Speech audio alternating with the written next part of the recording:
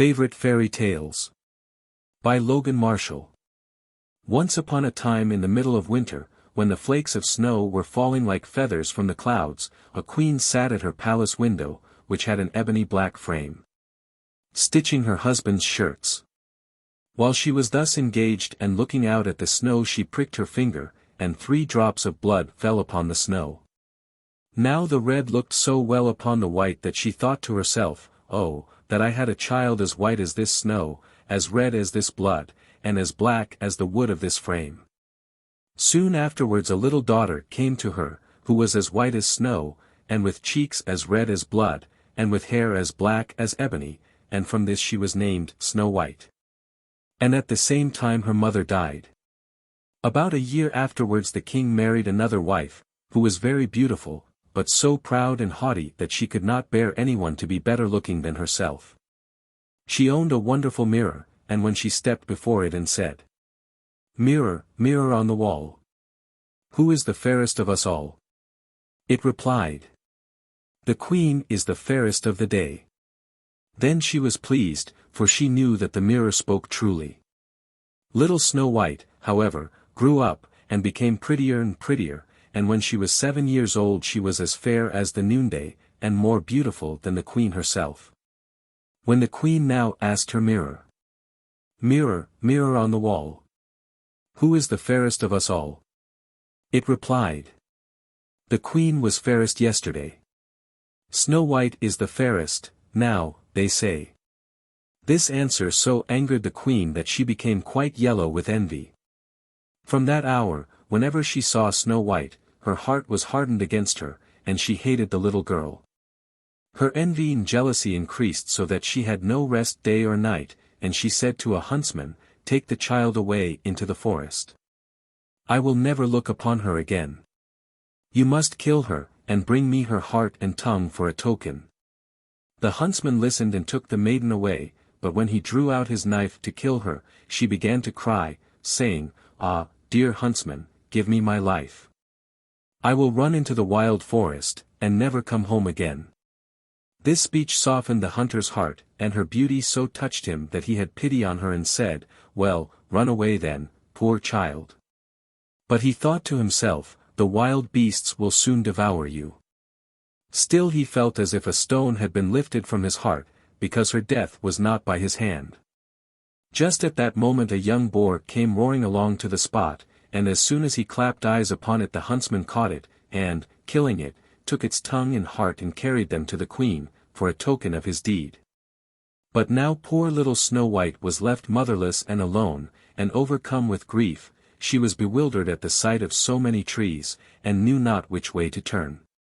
She ran till her feet refused to go farther, and as it was getting dark, and she saw a little house near, she entered in to rest. In this cottage everything was very small, but very neat and elegant. In the middle stood a little table with a white cloth over it, and 7 little plates upon it, each plate having a spoon and a knife and a fork, and there were also 7 little mugs. Against the wall were 7 little beds arranged in a row, each covered with snow-white sheets. Little Snow White, being both hungry and thirsty, ate a little morsel of porridge out of each plate, and drank a drop or 2 of wine out of each mug, for she did not wish to take away the whole share of anyone. After that, because she was so tired, she laid herself down on one bed, but it did not suit, she tried another, but that was too long, a 4th was too short, a 5th too hard. But the 7th was just the thing. And tucking herself up in it, she went to sleep, first saying her prayers as usual. When it became quite dark the owners of the cottage came home, 7 dwarfs, who dug for gold and silver in the mountains. They first lighted 7 little lamps, and saw at once, for they lit up the whole room, that somebody had been in, for everything was not in the order in which they had left it. The first asked, "Who has been sitting on my chair?" The second, "Who has been eating off my plate?" The third said, "Who has been nibbling at my bread?" The fourth, "Who has been at my porridge?" The 5th, "Who has been meddling with my fork?" The 6th grumbled out, "Who has been cutting with my knife?" The 7th said, "Who has been drinking out of my mug?"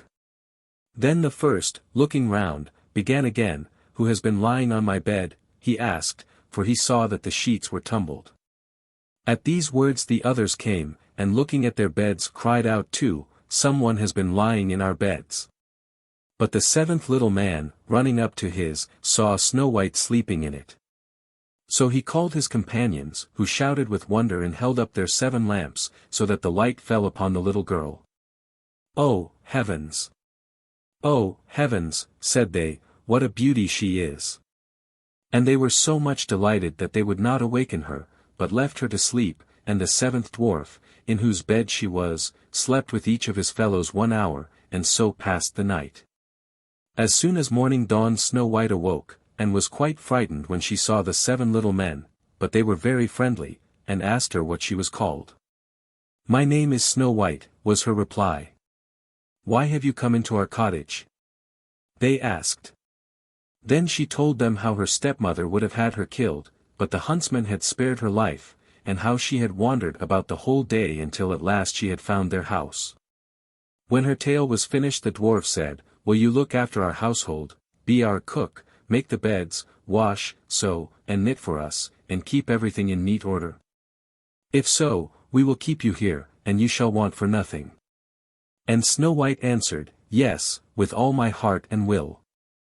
And so she remained with them, and kept their house in order. In the morning the dwarfs went into the mountains and searched for silver and gold, and in the evening they came home and found their meals ready for them.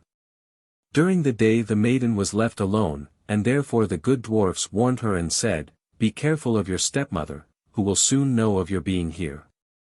So let nobody enter the cottage." The queen meanwhile, supposing that she had eaten the heart and tongue of her stepdaughter, believed that she was now above all the most beautiful woman in the world. One day she stepped before her mirror, and said, "Mirror, mirror on the wall, who is the fairest of us all?" And it replied, "The queen was fairest yesterday. Snow White is fairest now, they say. The dwarfs protect her from thy sway. Amid the forest, far away." This reply surprised her, but she knew that the mirror spoke the truth. She knew, therefore, that the huntsman had deceived her, and that Snow White was still alive. So she dyed her face and clothed herself as a peddler woman, so that no one could recognize her, and in this disguise she went over the 7 hills to the house of the 7 dwarfs. She knocked at the door of the hut, and called out, "Fine goods for sale. Beautiful goods for sale." Snow White peeped out of the window and said, "Good day, my good woman, what have you to sell?" "Fine goods, beautiful goods," she replied. "Stays of all colors." And she held up a pair which were made of many-colored silks. "I may let in this honest woman," thought Snow White, and she unbolted the door and bargained for 1 pair of stays. "You can't think, my dear, how they become you," exclaimed the old woman. "Come, let me lace them up for you." Snow White suspected nothing, and let her do as she wished, but the old woman laced her up so quickly and so tightly that all her breath went, and she fell down like one dead.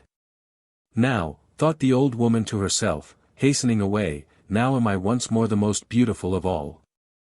At eventide, not long after she had left, the 7 dwarfs came home, and were much frightened at seeing their dear little maid lying on the ground, and neither moving nor breathing, as if she were dead.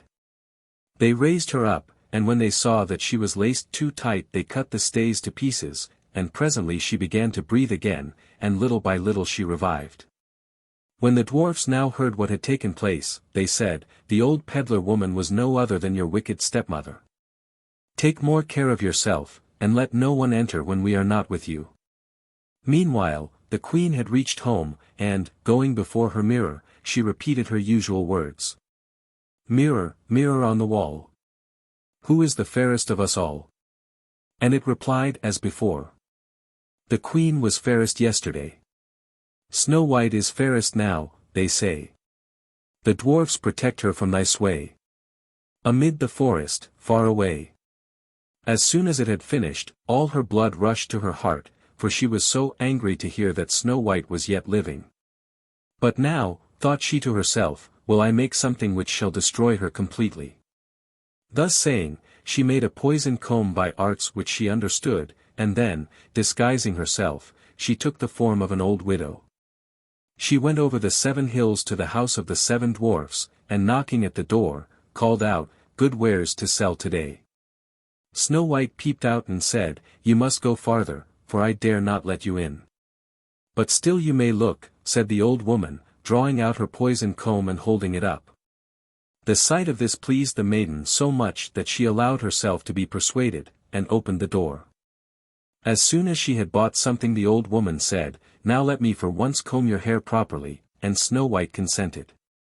But scarcely was the comb drawn through the hair when the poison began to work, and the maiden fell down senseless. "You pattern of beauty," cried the wicked queen, "it is now all over with you." And so saying, she departed. Fortunately, evening soon came, and the 7 dwarfs returned, and as soon as they saw Snow White lying, like dead, upon the ground, they suspected the queen, and discovering the poisoned comb, they immediately drew it out. Then the maiden very soon revived and told them all that had happened. So again they warned her against the wicked stepmother, and bade her open the door to nobody. Meanwhile the queen, on her arrival home, had again consulted her mirror, and received the same answer as twice before. This made her tremble and foam with rage and jealousy, and she swore that Snow White should die if it cost her her own life. Thereupon she went into an inner secret chamber where no one could enter, and made an apple of the most deep and subtle poison. Outwardly it looked nice enough, and had rosy cheeks which would make the mouth of everyone who looked at it water. But whoever ate the smallest piece of it would surely die. As soon as the apple was ready the queen again dyed her face, and clothed herself like a peasant's wife, and then over the 7 mountains to the house of the 7 dwarfs she made her way. She knocked at the door, and Snow White stretched out her head and said, "I dare not let anyone enter, the 7 dwarfs have forbidden me." "That is hard on me," said the old woman, "for I must take back my apples. But there is one which I will give you." "No," answered Snow White, "no, I dare not take it." "What? Are you afraid of it?" cried the old woman. "There, see, I will cut the apple in halves, do you eat the red cheeks, and I will eat the core." The apple was so artfully made that the red cheeks alone were poisoned. Snow White very much wished for the beautiful apple, and when she saw the woman eating the core she could no longer resist, but, stretching out her hand, took the poisoned part. Scarcely had she placed a piece in her mouth when she fell down dead upon the ground. Then the queen, looking at her with glittering eyes, and laughing bitterly, exclaimed, "White as snow, red as blood, black as ebony. This time the dwarfs cannot reawaken you." When she reached home and consulted her mirror. "Mirror, mirror on the wall, who is the fairest of us all?" It answered, "The queen is fairest of the day." Then her envious heart was at rest, as peacefully as an envious heart can rest. When the little dwarfs returned home in the evening they found Snow White lying on the ground, and there appeared to be no life in her body. She seemed to be quite dead. They raised her up, and tried if they could find anything poisonous. They unlaced her, and even uncombed her hair, and washed her with water and with wine. But nothing availed, the dear child was really and truly dead. Then they laid her upon a bier, and all 7 placed themselves around it, and wept for 3 days without ceasing.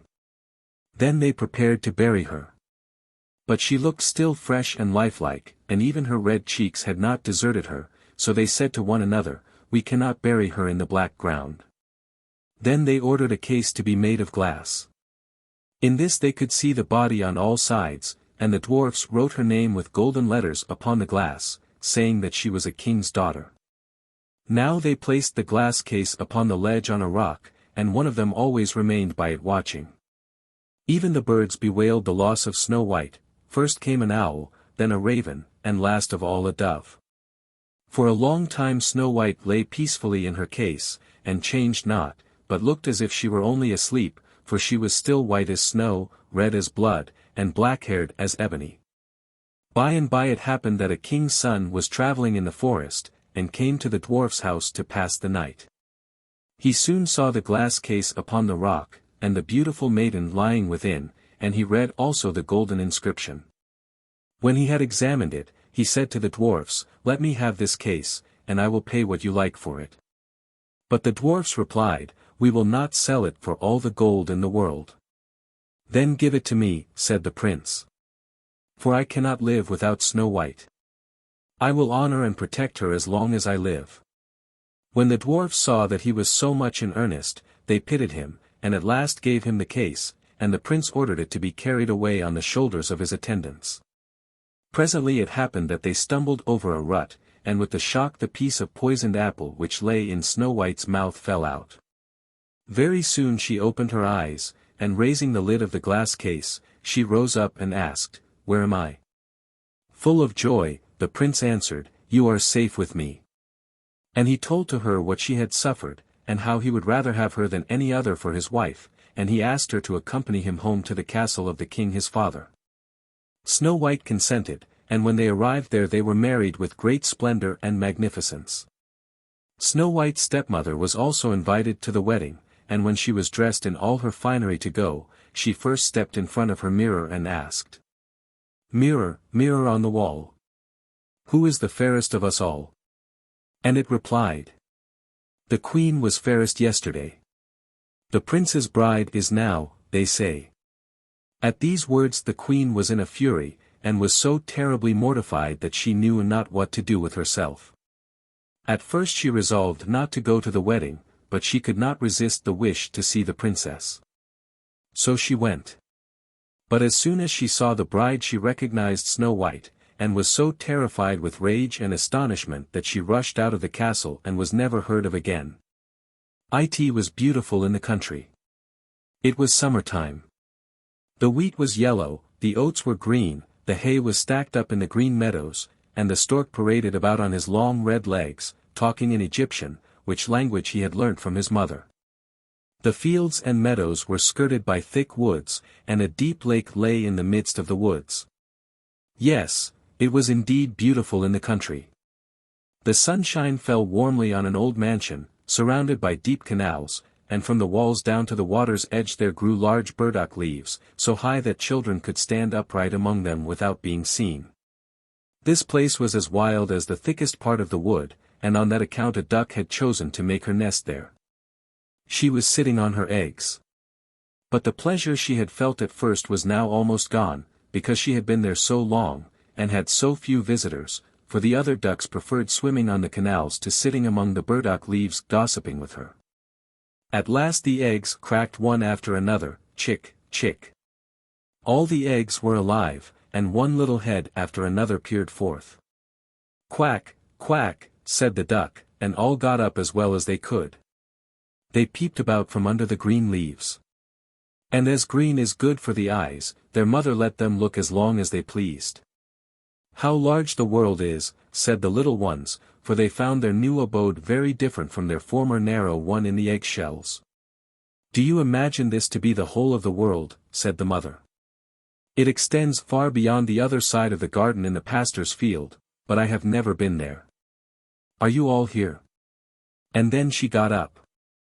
"No, not all, for the largest egg is still here. How long will this last? I am so weary of it." And then she sat down again.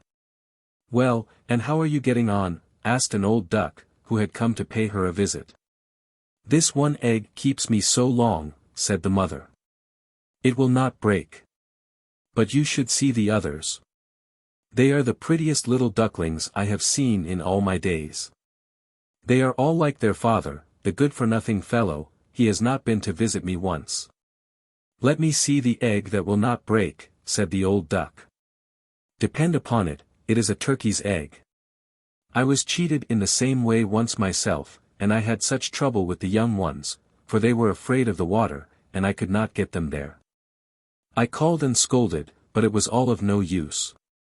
But let me see the egg. Ah, yes. To be sure, that is a turkey's egg. Leave it, and teach the other little ones to swim." "The ugly duckling. What is the matter?" asked the old woman. "I will sit on it a little longer," said the duck. "I have been sitting so long, that I may as well spend the harvest here." "It is no business of mine," said the old duck, and away she waddled. The great egg burst at last. "Chick! Chick!" said the little one, and out it tumbled, but, oh! how large and ugly it was! The duck looked at it. "That is a great, strong creature," said she. "None of the others are at all like it. Can it be a young turkey-cock? Well, we shall soon find out. It must go into the water, though I push it in myself." The next day there was delightful weather, and the sun shone warmly upon the green leaves when Mother Duck with all her family went down to the canal. Plump she went into the water. "Quack! Quack!" cried she, and one duckling after another jumped in. The water closed over their heads, but all came up again, and swam together quite easily. Their legs moved without effort. All were there, even the ugly gray one. "No.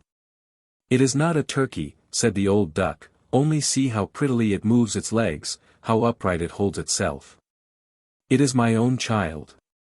It is also really very pretty, when you look more closely at it. Quack! Quack! Now come with me, I will take you into the world and introduce you in the duckyards. But keep close to me, or someone may tread on you, and beware of the cat." So they came into the duckyard. There was a horrid noise. Two families were quarreling about the head of an eel, which in the end was carried off by the cat. "See, my children, such is the way of the world," said the mother duck, wiping her beak, for she, too, was fond of eels. "Now use your legs," said she, "keep together, and bow to the old duck you see yonder. She is the most distinguished of all the fowls present, and is of Spanish blood, which accounts for her dignified appearance and manners. And look, she has a red rag on her leg. That is considered extremely handsome, and is the greatest honor a duck can have. Don't turn your feet inwards. A well-educated duckling always keeps his legs far apart, like his father and mother, just so, look. Now bow your necks, and say, quack." And they did as they were told. But the other ducks, who were in the yard, looked at them and said aloud, "Just see. Now we have another brood, as if there were not enough of us already. And fie! How ugly that one is. We will not endure it." And immediately one of the ducks flew at him, and bit him in the neck. "Leave him alone," said the mother. "He is doing no one any harm." "Yes, but he is so large and so strange-looking, and therefore he shall be teased," said the others. "Those are fine children that our good mother has," said the old duck with the red rag on her leg. "All are pretty except one, and that has not turned out well. I almost wish it could be hatched over again." "That cannot be, please your highness," said the mother. "Certainly he is not handsome, but he is a very good child, and swims as well as the others, indeed, rather better. I think he will grow like the others all in good time, and perhaps will look smaller. He stayed so long in the egg-shell, that is the cause of the difference." And she scratched the duckling's neck, and stroked his whole body. "Besides," added she, "he is a drake. I think he will be very strong, so it does not matter so much. He will fight his way through." "The other ducks are very pretty," said the old duck. "Pray make yourselves at home, and if you find an eel's head you can bring it to me." So they made themselves at home. But the poor little duckling, who had come last out of its egg-shell, and who was so ugly, was bitten, pecked, and teased by both ducks and hens. "It is so large," said they all. And the turkey-cock, who had come into the world with spurs on, and therefore fancied he was an emperor, puffed himself up like a ship in full sail, and marched up to the duckling quite red with passion. The poor little thing scarcely knew what to do. He was quite distressed, because he was so ugly, and because he was the jest of the poultry yard. So passed the first day, and afterwards matters grew worse and worse. The poor duckling was scorned by all. Even his brothers and sisters behaved unkindly, and were constantly saying, "May the cat take you, you nasty creature." The mother said, "Ah, if you were only far away." The ducks bit him, the hens pecked him, and the girl who fed the poultry kicked him. He ran through the hedge, and the little birds in the bushes were terrified. That is because I am so ugly, thought the duckling, shutting his eyes, but he ran on. At last he came to a wide moor, where lived some wild ducks. Here he lay the whole night, very tired and comfortless. In the morning the wild ducks flew up, and saw their new companion. "Pray who are you?" asked they, and our little duckling turned himself in all directions, and greeted them as politely as possible. "You are really uncommonly ugly," said the wild ducks.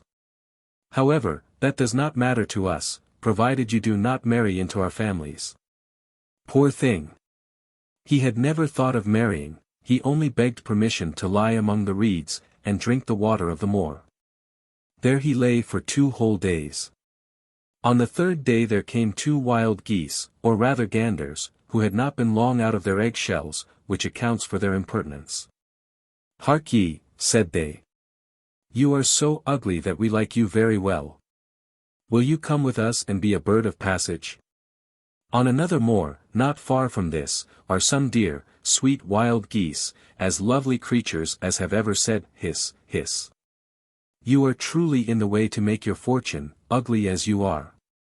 Bang! A gun went off all at once, and both wild geese were stretched dead among the reeds. The water became red with blood. Bang! A gun went off again. Whole flocks of wild geese flew up from among the reeds, and another report followed. There was a grand hunting party. The hunters lay in ambush all around, some were even sitting in the trees, whose huge branches stretched far over the moor. The blue smoke rose through the thick trees like a mist, and was dispersed as it fell over the water. The hounds splashed about in the mud, the reeds and rushes bent in all directions. How frightened the poor little duck was! He turned his head, thinking to hide it under his wings, and in a moment a most formidable-looking dog stood close to him, his tongue hanging out of his mouth, his eyes sparkling fearfully. He opened wide his jaws at the sight of our duckling, showing him his sharp white teeth, and, splash, splash. He was gone, gone without hurting him. "Well, let me be thankful," sighed he.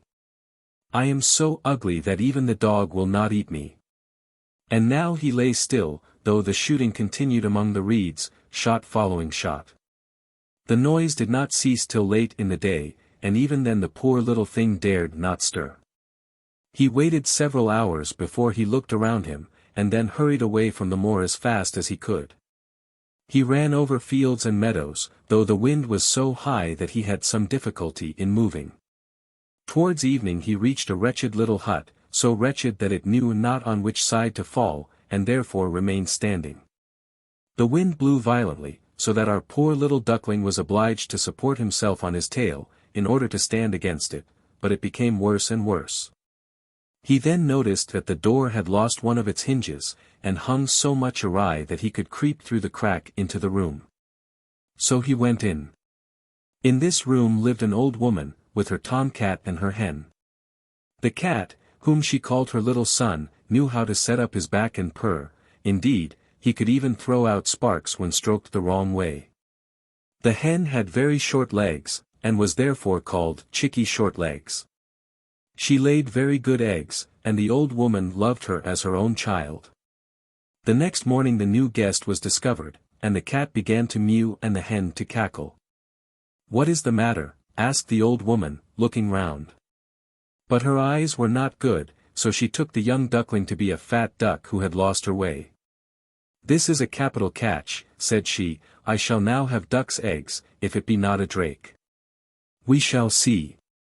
And so the duckling was kept on trial for 3 weeks, but no eggs made their appearance. Now the cat was the master of the house, and the hen was the mistress, and always used to say, "We and the world," for they imagined themselves to be not only the half of the world, but also by far the better half. The duckling thought it was possible to be of a different opinion, but that the hen would not allow. "Can you lay eggs?" asked she. "No." "Well, then, hold your tongue." And the cat said, "Can you set up your back? Can you purr?" "No." "Well, then, you should have no opinion when reasonable people are speaking." So the duckling sat alone in a corner, and felt very miserable. However, he happened to think of the fresh air and bright sunshine, and these thoughts gave him such a strong desire to swim again, that he could not help telling it to the hen. "What ails you?" said the hen. "You have nothing to do, and therefore brood over these fancies. Either lay eggs or purr, then you will forget them." "But it is so delicious to swim," said the duckling. "So delicious when the water's close over your head, and you plunge to the bottom." "Well, that is a queer sort of pleasure," said the hen. "I think you must be crazy. Not to speak of myself, ask the cat, he is the most sensible animal I know, whether he would like to swim, or to plunge to the bottom of the water. Ask our mistress, the old woman, there is no one in the world wiser than she. Do you think she would take pleasure in swimming and in the waters closing over her head?" "You do not understand me," said the duckling. "What? We do not understand you. So you think yourself wiser than the cat and the old woman, not to speak of myself? Do not fancy any such thing, child, but be thankful for all the kindness that has been shown you.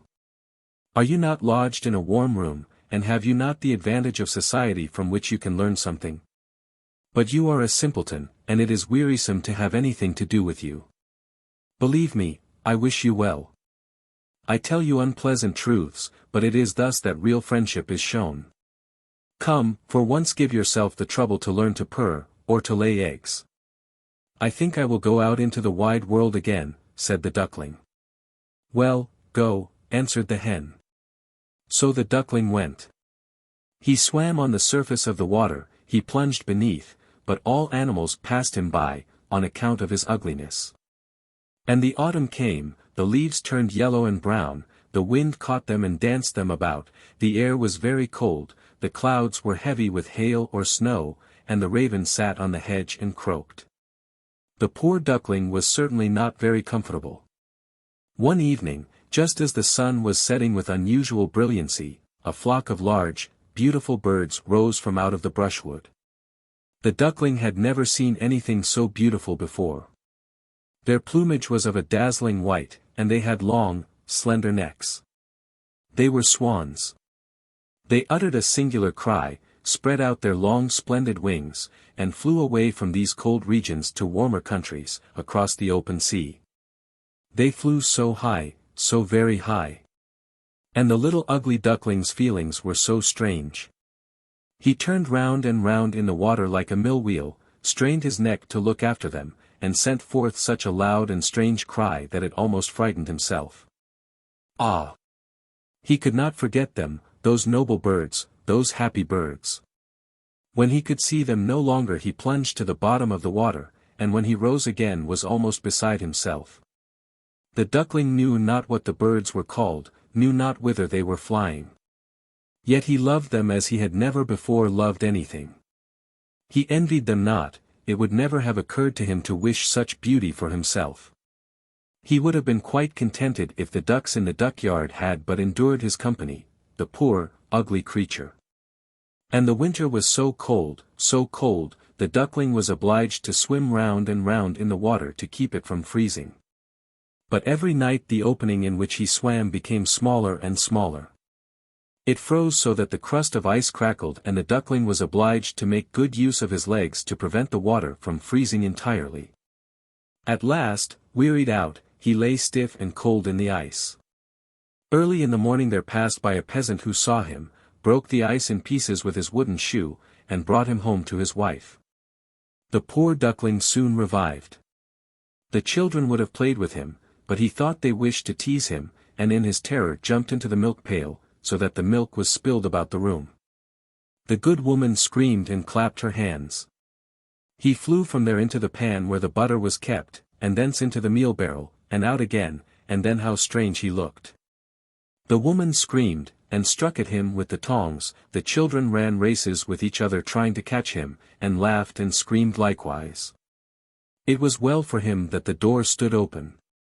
He jumped out among the bushes into the new-fallen snow, and there he lay as in a dream. But it would be too sad to tell all the trouble and misery that he had to suffer from the frost, and snow, and storms of the winter. He was lying on a moor among the reeds, when the sun began to shine warmly again, the larks sang, and beautiful spring had returned. Once more he shook his wings. They were stronger than formerly and bore him forward quickly, and before he was well aware of it he was in a large garden where the apple trees stood in full bloom. Where the syringas sent forth their fragrance and hung their long green branches down into the winding canal. Oh! Everything was so lovely, so full of the freshness of spring. And out of the thicket came 3 beautiful white swans. They displayed their feathers so proudly and swam so lightly, so lightly. The duckling knew the glorious creatures, and was seized with a strange sadness. "I will fly to them, those kingly birds," said he. "They will kill me, because I, ugly as I am, have dared to approach them. But it matters not. Better to be killed by them than to be bitten by the ducks, pecked by the hens, kicked by the girl who feeds the poultry, and to have so much to suffer during the winter." He flew into the water and swam towards the beautiful creatures. They saw him and shot forward to meet him. "Only kill me," said the poor creature, and he bowed his head low, expecting death. But what did he see in the water? He saw beneath him his own form, no longer that of a plump, ugly grey bird, it was that of a swan. It matters not to have been born in a duckyard, if one has been hatched from a swan's egg. And now the swan began to see the good of all the trouble he had been through. He would never have known how happy he was if he had not first had all his sorrow and unhappiness to bear. The larger swans swam round him, and stroked him with their beaks. Some little children were running about in the garden, they threw grain and bread into the water, and the youngest exclaimed, "There is a new one." The others also cried out, "Yes, a new swan has come," and they clapped their hands, and danced around. They ran to their father and mother, bread and cake were thrown into the water, and every one said, "The new one is best, so young and so beautiful." And the old swans bowed before him. The young swan felt quite ashamed, and hid his head under his wings. He scarcely knew what to do. He was too happy, but still not proud, for a good heart is never proud. He remembered how he had been persecuted and laughed at, and he now heard everyone say that he was the most beautiful of all beautiful birds. The syringas bent down their branches toward him low into the water, and the sun shone warmly and brightly. He shook his feathers, stretched his slender neck, and in the joy of his heart said, "How little did I dream of so much happiness when I was the despised ugly duckling." Aladdin was the only son of a poor widow who lived in China. But instead of helping his mother to earn their living, he let her do all the hard work, while he himself only thought of idling and amusement. One day, as he was playing in the streets, a stranger came up to him, saying that he was his father's brother, and claiming him as his long-lost nephew. Aladdin had never heard that his father had had a brother. But as the stranger gave him money and promised to buy him fine clothes and set him up in business, he was quite ready to believe all that he told him. The man was a magician, who wanted to use Aladdin for his own purposes. The next day the stranger came again, brought Aladdin a beautiful suit of clothes, gave him many good things to eat, and took him for a long walk, telling him stories all the while to amuse him. After they had walked a long way, they came to a narrow valley, bounded on either side by tall, gloomy-looking mountains. Aladdin was beginning to feel tired, and he did not like the look of this place at all. He wanted to turn back. But the stranger would not let him. He made Aladdin follow him still farther, until at length they reached the place where he intended to carry out his evil design. Then he made Aladdin gather sticks to make a fire, and when they were in a blaze he threw into them some powder, at the same time saying some mystical words, which Aladdin could not understand. Immediately they were surrounded with a thick cloud of smoke. The earth trembled, and burst open at their feet, disclosing a large flat stone with a brass ring fixed in it. Aladdin was so terribly frightened that he was about to run away. But the magician gave him such a blow on the ear that he fell to the ground. Poor Aladdin rose to his feet with eyes full of tears, and said, reproachfully, "Uncle, what have I done that you should treat me so? You should not have tried to run away from me," said the magician, "when I have brought you here only for your own advantage." Under this stone there is hidden a treasure which will make you richer than the richest monarch in the world. You alone may touch it. If I assist you in any way the spell will be broken, but if you obey me faithfully, we shall both be rich for the rest of our lives. Come, take hold of the brass ring and lift the stone. Aladdin forgot his fears in the hope of gaining this wonderful treasure, and took hold of the brass ring. It yielded at once to his touch, and he was able to lift the great stone quite easily and move it away, which disclosed a flight of steps, leading down into the ground. Go down these steps, commanded the magician, and at the bottom you will find a great cavern, divided into 3 halls, full of vessels of gold and silver, but take care you do not meddle with these. If you touch anything in the halls you will meet with instant death. The 3rd hall will bring you into a garden, planted with fine fruit trees. When you have crossed the garden, you will come to a terrace, where you will find a niche, and in the niche a lighted lamp. Take the lamp down, and when you have put out the light and poured away the oil, bring it to me. If you would like to gather any of the fruit of the garden you may do so, provided you do not linger. Then the magician put a ring on Aladdin's finger, which he told him was to preserve him from evil, and sent him down into the cavern. Aladdin found everything just as the magician had said. He passed through the 3 halls, crossed the garden, took down the lamp from the niche, poured out the oil, put the lamp into his bosom, and turned to go back. As he came down from the terrace, he stopped to look at the trees of the garden, which were laden with wonderful fruits. To Aladdin's eyes it appeared as if these fruits were only bits of colored glass, but in reality they were jewels of the rarest quality. Aladdin filled his pockets full of the dazzling things, for though he had no idea of their real value, yet he was attracted by their dazzling brilliance. He had so loaded himself with these treasures that when at last he came to the steps he was unable to climb them without assistance. "Pray, uncle," he said, "give me your hand to help me out." "Give me the lamp first," replied the magician. "Really, uncle, I cannot do so until I am out of this place," answered Aladdin, whose hands were, indeed, so full that he could not get at the lamp. But the magician refused to help Aladdin up the steps until he had handed over the lamp. Aladdin was equally determined not to give it up until he was out of the cavern, and, at last, the magician fell into a furious rage. Throwing some more of the powder into the fire, he again said the magic words. No sooner had he done so than there was a tremendous thunderclap, the stone rolled back into its place, and Aladdin was a prisoner in the cavern. The poor boy cried aloud to his supposed uncle to help him. But it was all in vain, his cries could not be heard. The doors in the garden were closed by the same enchantment, and Aladdin sat down on the steps in despair, knowing that there was little hope of his ever seeing his mother again. For 2 terrible days he lay in the cavern waiting for death. On the 3rd day, realizing that it could not now be far off, he clasped his hands in anguish, thinking of his mother's sorrow. And in so doing he accidentally rubbed the ring which the magician had put upon his finger. Immediately a genie of enormous size rose out of the earth, and, as Aladdin started back in fright and horror, said to him, "What wouldst thou have of me?" "Who are you?" gasped Aladdin. "I am the slave of the ring." "I am ready to obey thy commands," came the answer. Aladdin was still trembling.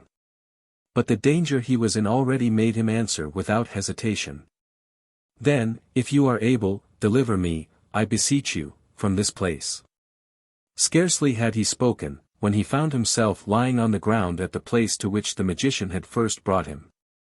He hastened home to his mother, who had mourned him as dead. As soon as he had told her all his adventures, he begged her to get him some food, for he had now been 3 days without eating. "Alas, child," replied his mother, "I have not a bit of bread to give you." "Never mind, mother," said Aladdin, "I will go and sell the old lamp which I brought home with me. Doubtless I shall get a little money for it." His mother reached down the lamp. But seeing how dirty it was, she thought it would sell better if she cleaned it. But no sooner had she begun to rub it than a hideous genie appeared before her, and said in a voice like thunder, "What wouldst thou have of me?" "I am ready to obey thy commands, I and all the other slaves of the lamp." Aladdin's mother fainted away at the sight of this creature. But Aladdin, having seen the genie of the ring, was not so frightened, and said boldly, "I am hungry, bring me something to eat." The genie disappeared, but returned in an instant with 12 silver dishes, filled with different kinds of savory meats, 6 large white loaves, 2 bottles of wine, and 2 silver drinking cups. He placed these things on the table and then vanished. Aladdin fetched water, and sprinkling some on his mother's face soon brought her back to life again. When she opened her eyes and saw all the good things the genie had provided, she was overcome with astonishment. "To whom are we indebted for this feast?" she cried. "Has the Sultan heard of our poverty and sent us these fine things from his own table?" "Never mind now how they came here," said Aladdin. "Let us first eat, then I will tell you." Mother and son made a hearty meal, and then Aladdin told his mother that it was the genie of the lamp who had brought them the food. His mother was greatly alarmed, and begged him to have nothing further to do with genies, advising him to sell the lamp at once. But Aladdin would not part with such a wonderful possession, and resolved to keep both the ring and the lamp safely, in case he should ever need them again. He showed his mother the fruits which he had gathered in the garden, and his mother admired their bright colors and dazzling radiance, though she had no idea of their real value. Not many days after this, Aladdin was walking in the streets of the city, when he heard a fanfare of trumpets announcing the passing of the Princess Badroulbadour, the Sultan's only daughter. Aladdin stopped to see her go by, and was so struck by her great beauty that he fell in love with her on the spot and made up his mind to win her for his bride.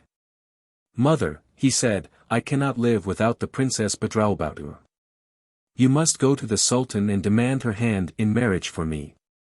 Aladdin's mother burst out laughing at the idea of her son wishing to be the son-in-law of the Sultan, and told him to put such thoughts out of his head at once. But Aladdin was not to be laughed out of his fancy. He knew by this time that the fruits which he had gathered from the magic garden were jewels of great value, and he insisted upon his mother taking them to the Sultan for a present, and asking the hand of the princess in marriage for her son. The poor woman was terribly frightened, fearing lest the Sultan should punish her for her impudence, but Aladdin would hear of no excuses, and at last she set forth in fear and trembling, bearing the jewels on a china dish covered with a napkin. When she came before the Sultan, she told him, with many apologies and pleas for forgiveness, of her son's mad love for the Princess Badroulbadour. The Sultan smiled at the idea of the son of a poor old woman asking for the hand of his daughter, and asked her what she had under the napkin. But when the woman uncovered the jewels, he started up from his throne in amazement, for he had never before seen so many large and magnificent jewels collected together.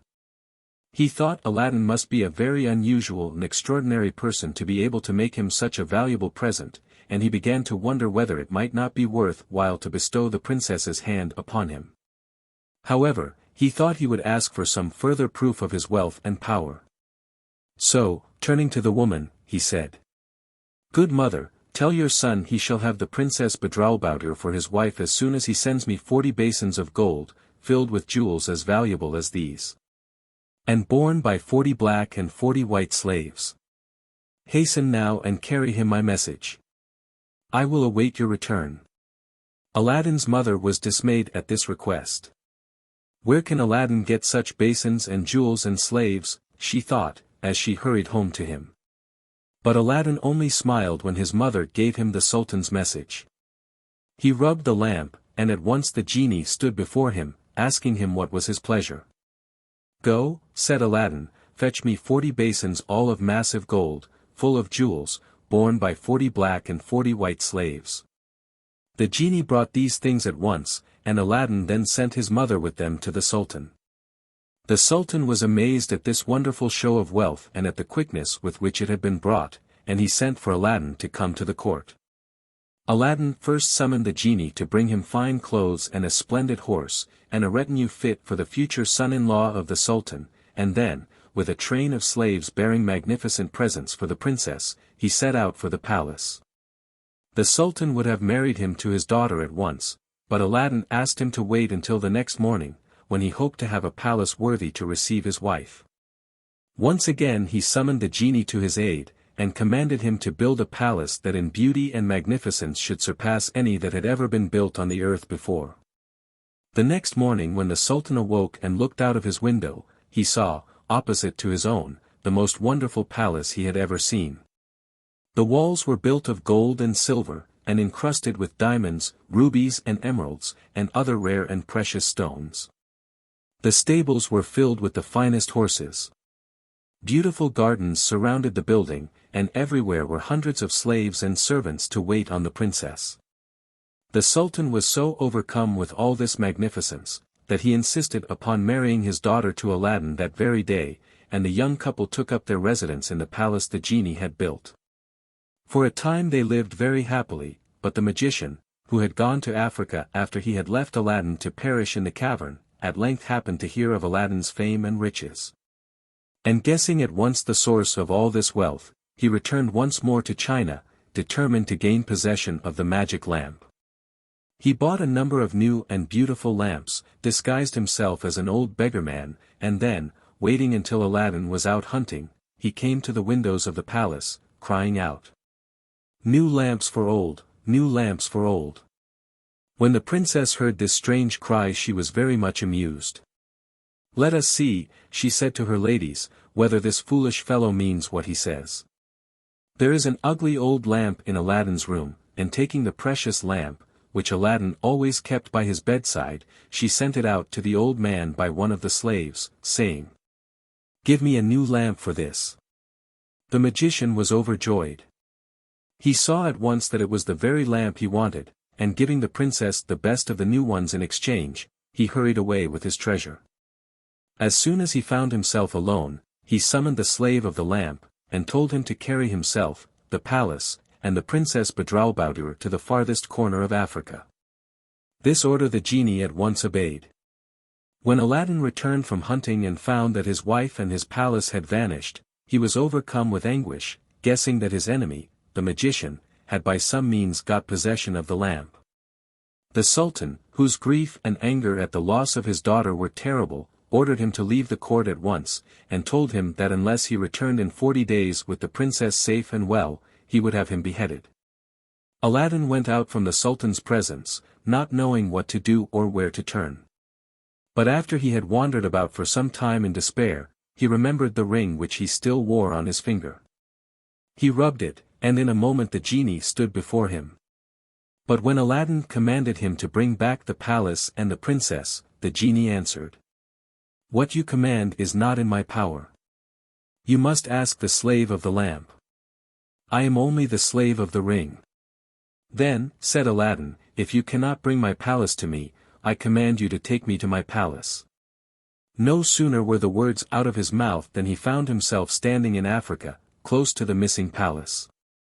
The Princess Badroulbadour, who, since the moment when the magician had had her in his power, had not ceased to weep and lament for her foolishness in exchanging the lamp, happened to be looking out of the window. And when she saw Aladdin she nearly fainted with joy, and sent a slave to bring him secretly into the palace. Then she and Aladdin made a plan to get the better of the magician and to recover the lost lamp. Aladdin summoned the genie of the ring, who procured for him a very powerful sleeping powder, which he gave to the princess. Then Aladdin hid himself behind some curtains in the room, and the princess sent a message to the magician asking him to take supper with her. The magician was delighted at the princess's invitation, and accepted it joyfully, never dreaming that Aladdin had found his way to Africa. As they were eating and drinking together, the princess put the sleeping powder into the magician's cup of wine, and no sooner had he tasted it than he fell down in a deep sleep as if dead. This was Aladdin's chance. Hastily coming out from behind the curtains, he snatched the lamp from the magician's bosom, and called the genie to come to his assistance. The genie, having first thrown out the magician, then carried the palace with the princess and Aladdin back to the spot from which it had been taken. Great was the Sultan's joy at receiving back his daughter. The whole city was given over to rejoicings, and for 10 days nothing was heard but the sound of drums and trumpets and cymbals, and nothing was seen but illuminations and gorgeous entertainments in honor of Aladdin's safe return. Aladdin and the princess ascended the throne after the Sultan died, and they lived long and happily and had many beautiful children. Once upon a time there lived a king and queen who had no children. They longed very much for a child. And when at last they had a little daughter they were both delighted, and great rejoicings took place. When the time came for the little princess to be christened, the king made a grand feast and invited all but one of the fairies in his kingdom to be godmothers. There happened to be 13 fairies in the kingdom. But as the king had only 12 gold plates, he had to leave one of them out. The 12 fairies that were invited came to the christening, and presented the little princess with the best gifts in their possession. One gave her beauty, one gave her wisdom, another grace, another goodness, until all but one had presented their offerings. Just as the last fairy was about to step forward and offer her gift, there came a tremendous knocking at the door, and before anybody could get there to open it, it was burst open, and in came the 13th fairy. In a furious rage at not having been invited to the feast. When she saw all the gifts which the other fairies had presented the child, she laughed and exclaimed, "A lot of good all this beauty and virtue and wealth will do to you, my pretty princess. You shall pay for the slight your royal father has put upon me." Then, turning to the terrified king and queen, she said, in a loud voice, "When the princess is 15 years old she shall prick her finger with a spindle and die." Having said this she flew away as noisily as she came. The king and queen were in despair, and the courtiers stood aghast at the terrible disaster, while the little princess began to cry piteously, as if she knew the fate in store for her. Then the 12th fairy stepped forward. "Do not be afraid," she said, "I have not yet given my gift. I cannot undo the wicked spell, but I can soften the evil. The princess, on her 15th birthday, shall prick her finger with a spindle, but she shall not die. Instead, she shall fall asleep for 100 years. "Alas," cried the queen, "what comfort will that be to us? Long before the 100 years are past we shall be dead, and our darling child will be as lost to us as if she were indeed to die." "I can make that right," said the fairy. "When the princess falls asleep, you shall sleep, too. And awaken with her when the 100 years are past." But the king still hoped to save his daughter from such a terrible misfortune. So he ordered all the spinning wheels in his kingdom to be burnt or destroyed, and made a law that no one was to use one on pain of instant death. But all his care was useless. On her 15th birthday the princess slipped away from her attendants, and wandered all through the palace. At last she came to a tower which she had never seen before, and, wondering what it contained, she climbed the stairs. From a room at the top came a curious humming noise, and the princess, wondering what it could be, pushed open the door and stepped inside. There sat an old woman, bent with age, working at a strangely shaped wheel. The princess was full of curiosity. "What is that funny-looking thing?" she asked. "It is a spinning wheel, princess," answered the old woman, who was no other than the wicked fairy in disguise. "A spinning wheel, what is that?" "I have never heard of such a thing," said the princess. She stood watching for a few minutes, then she added, "It looks quite easy. May I try to do it?" "Certainly, gracious lady," said the wicked fairy, and the princess sat down and tried to turn the wheel. But no sooner did she lay her hand upon it than the spindle, which was enchanted, pricked her finger, and the princess fell back against a silk-covered couch, fast asleep. In a moment a deep silence fell upon all who were in the castle. The king fell asleep in the midst of his counselors, the queen with her ladies-in-waiting. The horses in the stable, the pigeons on the roof, the flies upon the walls, even the very fire upon the hearth fell asleep, too. The meat which was cooking in the kitchen ceased to frizzle, and the cook, who was just about to box the kitchen boy's ears, fell asleep with her hand outstretched, and began to snore aloud. The butler who was tasting the ale, fell asleep with the jug at his lips. A great hedge sprang up around the castle, which, as the years passed on, grew and grew until it formed an impenetrable barrier around the sleeping palace. The old people of the country died, and their children grew up and died also, and their children, and their children, and the story of the sleeping princess became a legend, handed down from one generation to another. And a cloud of mystery, as thick and impenetrable as the hedge of thorns, lay over the old castle. Many brave and gallant princes tried to force their way through the magic hedge, in order to solve the mystery and to see for themselves the beautiful maiden who lay in an enchanted sleep behind that thorny barrier. But the thorns caught them, and held them from going forward or back, and the gallant youths perished miserably in the thickets. After many, many years there came a king's son into that country, who heard the story of the princess and the hedge of briars, and he made up his mind to try and force his way to the castle to awake the sleeping princess. People told him of the fate of the other princes, who had also attempted this difficult task, but the prince would not be warned. "I have made up my mind to see this maiden of whose beauty I have heard so many wonderful tales," he cried. "I will force a way through the hedge of thorns and awake this sleeping beauty, or die in the attempt." Now, it happened that this day was the last day of the 100 years. And when the prince came to the thicket that surrounded the castle and began to push his way through, he found that the briars yielded readily to his touch. The thorns had all blossomed into roses that scented the air with fragrance as he went by.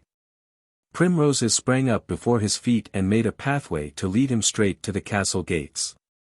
And the birds suddenly broke forth into singing, as if to tell the world that the 100 years of enchantment were over, and the princess about to be awakened from her long sleep. The prince passed through the council chamber, where the king and his counselors were sleeping, through the room where the queen and her ladies slept. He passed on from hall to hall, climbed from stair to stair, until at last he reached the tower chamber where the sleeping princess lay. For a moment he stood and gazed in wonder at her lovely face. Then he sank on his knees beside her, and kissed her as she lay asleep. Instantly the spell was broken.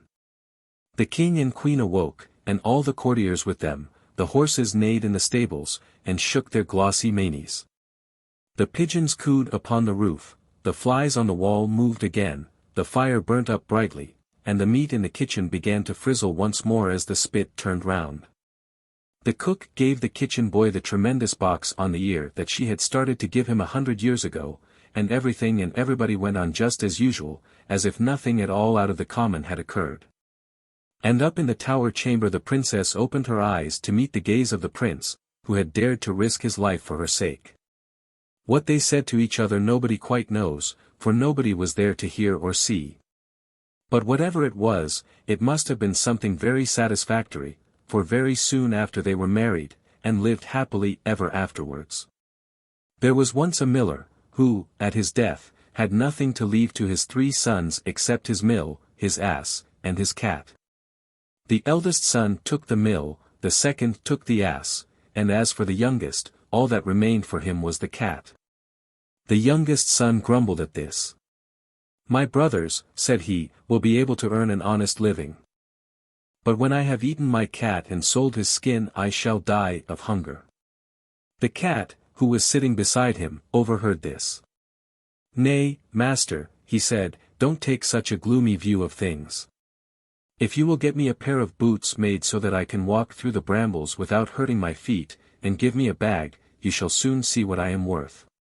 The cat's master was so surprised to hear his cat talking, that he at once got him what he wanted. The cat drew on the boots and slung the bag round his neck and set off for a rabbit warren. When he got there he filled his bag with bran and lettuces, and stretching himself out beside it as if dead, waited until some young rabbit should be tempted into the bag. This happened very soon. A fat, thoughtless rabbit went in headlong, and the cat at once jumped up, pulled the strings and killed him. Puss was very proud of his success, and, going to the king's palace, he asked to speak to the king. When he was shown into the king's presence he bowed respectfully, and, laying the rabbit down before the throne, he said, "Sire, here is a rabbit, which my master, the Marquis of Carabas, desires me to present to your majesty." "Tell your master," said the king, "that I accept his present, and am very much obliged to him." A few days later, the cat went and hid himself in a cornfield and laid his bag open as before. This time 2 splendid partridges were lured into the trap, and these also he took to the palace and presented to the king from the Marquis of Carabas. The king was very pleased with this gift, and ordered the messenger of the Marquis of Carabas to be handsomely rewarded. For 2 or 3 months the cat went on in this way, carrying game every day to the palace, and saying it was sent by the Marquis of Carabas. At last the cat happened to hear that the king was going to take a drive on the banks of the river, with his daughter, the most beautiful princess in the world. He at once went to his master. "Master," said he, "if you follow my advice, your fortune will be made. Go and bathe in the river at a place I shall show you, and I will do the rest." "Very well," said the miller's son, and he did as the cat told him. When he was in the water, the cat took away his clothes and hid them, and then ran to the road, just as the king's coach went by, calling out as loudly as he could. "Help, help! The Marquis of Carabas will be drowned." The king looked out of the carriage window, and when he saw the cat who had brought him so many fine rabbits and partridges, he ordered his bodyguards to fly at once to the rescue of the Marquis of Carabas. Then the cat came up to the carriage and told the king that while his master was bathing some robbers had stolen all his clothes. The king immediately ordered one of his own magnificent suits of clothes to be taken to the marquis. So when the miller's son appeared before the monarch and his daughter, he looked so handsome, and was so splendidly attired, that the princess fell in love with him on the spot. The king was so struck with his appearance that he insisted upon his getting into the carriage to take a drive with them. The cat, delighted with the way his plans were turning out, ran on before. He reached a meadow where some peasants were making hay. "Good people," said he, "if you do not tell the king, when he comes this way, that the meadow you are mowing belongs to the Marquis of Carabas, you shall all be chopped up into little pieces." When the king came by, he stopped to ask the haymakers to whom the meadow belonged. "To the Marquis of Carabas, if it please your majesty," answered they, trembling, for the cat's threat had frightened them terribly. The cat, who continued to run before the carriage, now came to some reapers. "Good people," said he, "if you do not tell the king that all this corn belongs to the Marquis of Carabas, you shall all be chopped up into little pieces." The king again stopped to ask to whom the land belonged, and the reapers, obedient to the cat's command, answered, "To the Marquis of Carabas, please your majesty." And all the way the cat kept running on before the carriage, repeating the same instructions to all the laborers he came to, so that the king became very astonished at the vast possessions of the Marquis of Carabas. At last the cat arrived at a great castle, where an ogre lived who was very rich, for all the lands through which the king had been riding were part of his estate. The cat knocked at the castle door, and asked to see the ogre. The ogre received him very civilly, and asked him what he wanted. "If you please, sir," said the cat, "I have heard that you have the power of changing yourself into any sort of animal you please, and I came to see if it could possibly be true." "So I have," replied the ogre, and in a moment he turned himself into a lion. This gave the cat a great fright, and he scrambled up the curtains to the ceiling. "Indeed, sir," he said, "I am now quite convinced of your power to turn yourself into such a huge animal as a lion, but I do not suppose you can change yourself into a small one, such as a mouse, for instance." "Indeed, I can," cried the ogre, indignantly, and in a moment the lion had vanished, while a little brown mouse frisked about the floor. In less than half a second the cat sprang down from the curtains and, pouncing upon the mouse, ate him all up before the ogre had time to return to any other shape. And when the king arrived at the castle gates, there stood the cat upon the doorstep, bowing and saying, "Welcome to the castle of the Marquis of Carabas." The marquis helped the king and the princess to alight, and the cat led them into a great hall, where a feast had been spread for the ogre. The king was so delighted with the good looks, the charming manners, and the great wealth of the Marquis of Carabas, that he said the marquis must marry his daughter. The marquis, of course, replied that he should be only too happy. And the very next day he and the princess were married. As for the cat, he was given the title of Puss in Boots, and ever after only caught mice for his own amusement. A long time ago, a woodcutter lived with his wife in a small cottage not far from a great forest. They had 7 children, all boys, and the youngest was the smallest little fellow ever seen. He was called Tom Thumb. But though he was so small, he was far cleverer than any of his brothers, and he heard a great deal more than anybody ever imagined. It happened that just at this time there was a famine in the land, and the woodcutter and his wife became so poor that they could no longer give their boys enough to eat. One night, after the boys had gone to bed, the husband, sighing deeply, said, "We cannot feed our children any longer, and to see them starve before our eyes is more than I can bear. Tomorrow morning, therefore, we will take them into the forest and leave them in the thickest part of it, so that they will not be able to find their way back." His wife wept bitterly at the thought of leaving their children to perish in the forest, but she, too, thought it better than to see them die before her eyes. So she consented to her husband's plan. But all this time Tom Thumb had been awake, and he had overheard all the conversation. He lay awake a long while thinking what to do. Then, slipping quietly out of bed, he ran down to the river and filled his pocket with small white pebbles from the river's brink. In the morning the parents called the children, and, after giving them a crust of bread, they all set out for the wood. Tom Thumb did not say a word to his brothers of what he had overheard. But, lingering behind, he dropped the pebbles from his pocket one by one, as they walked, so that he should be able to find his way home.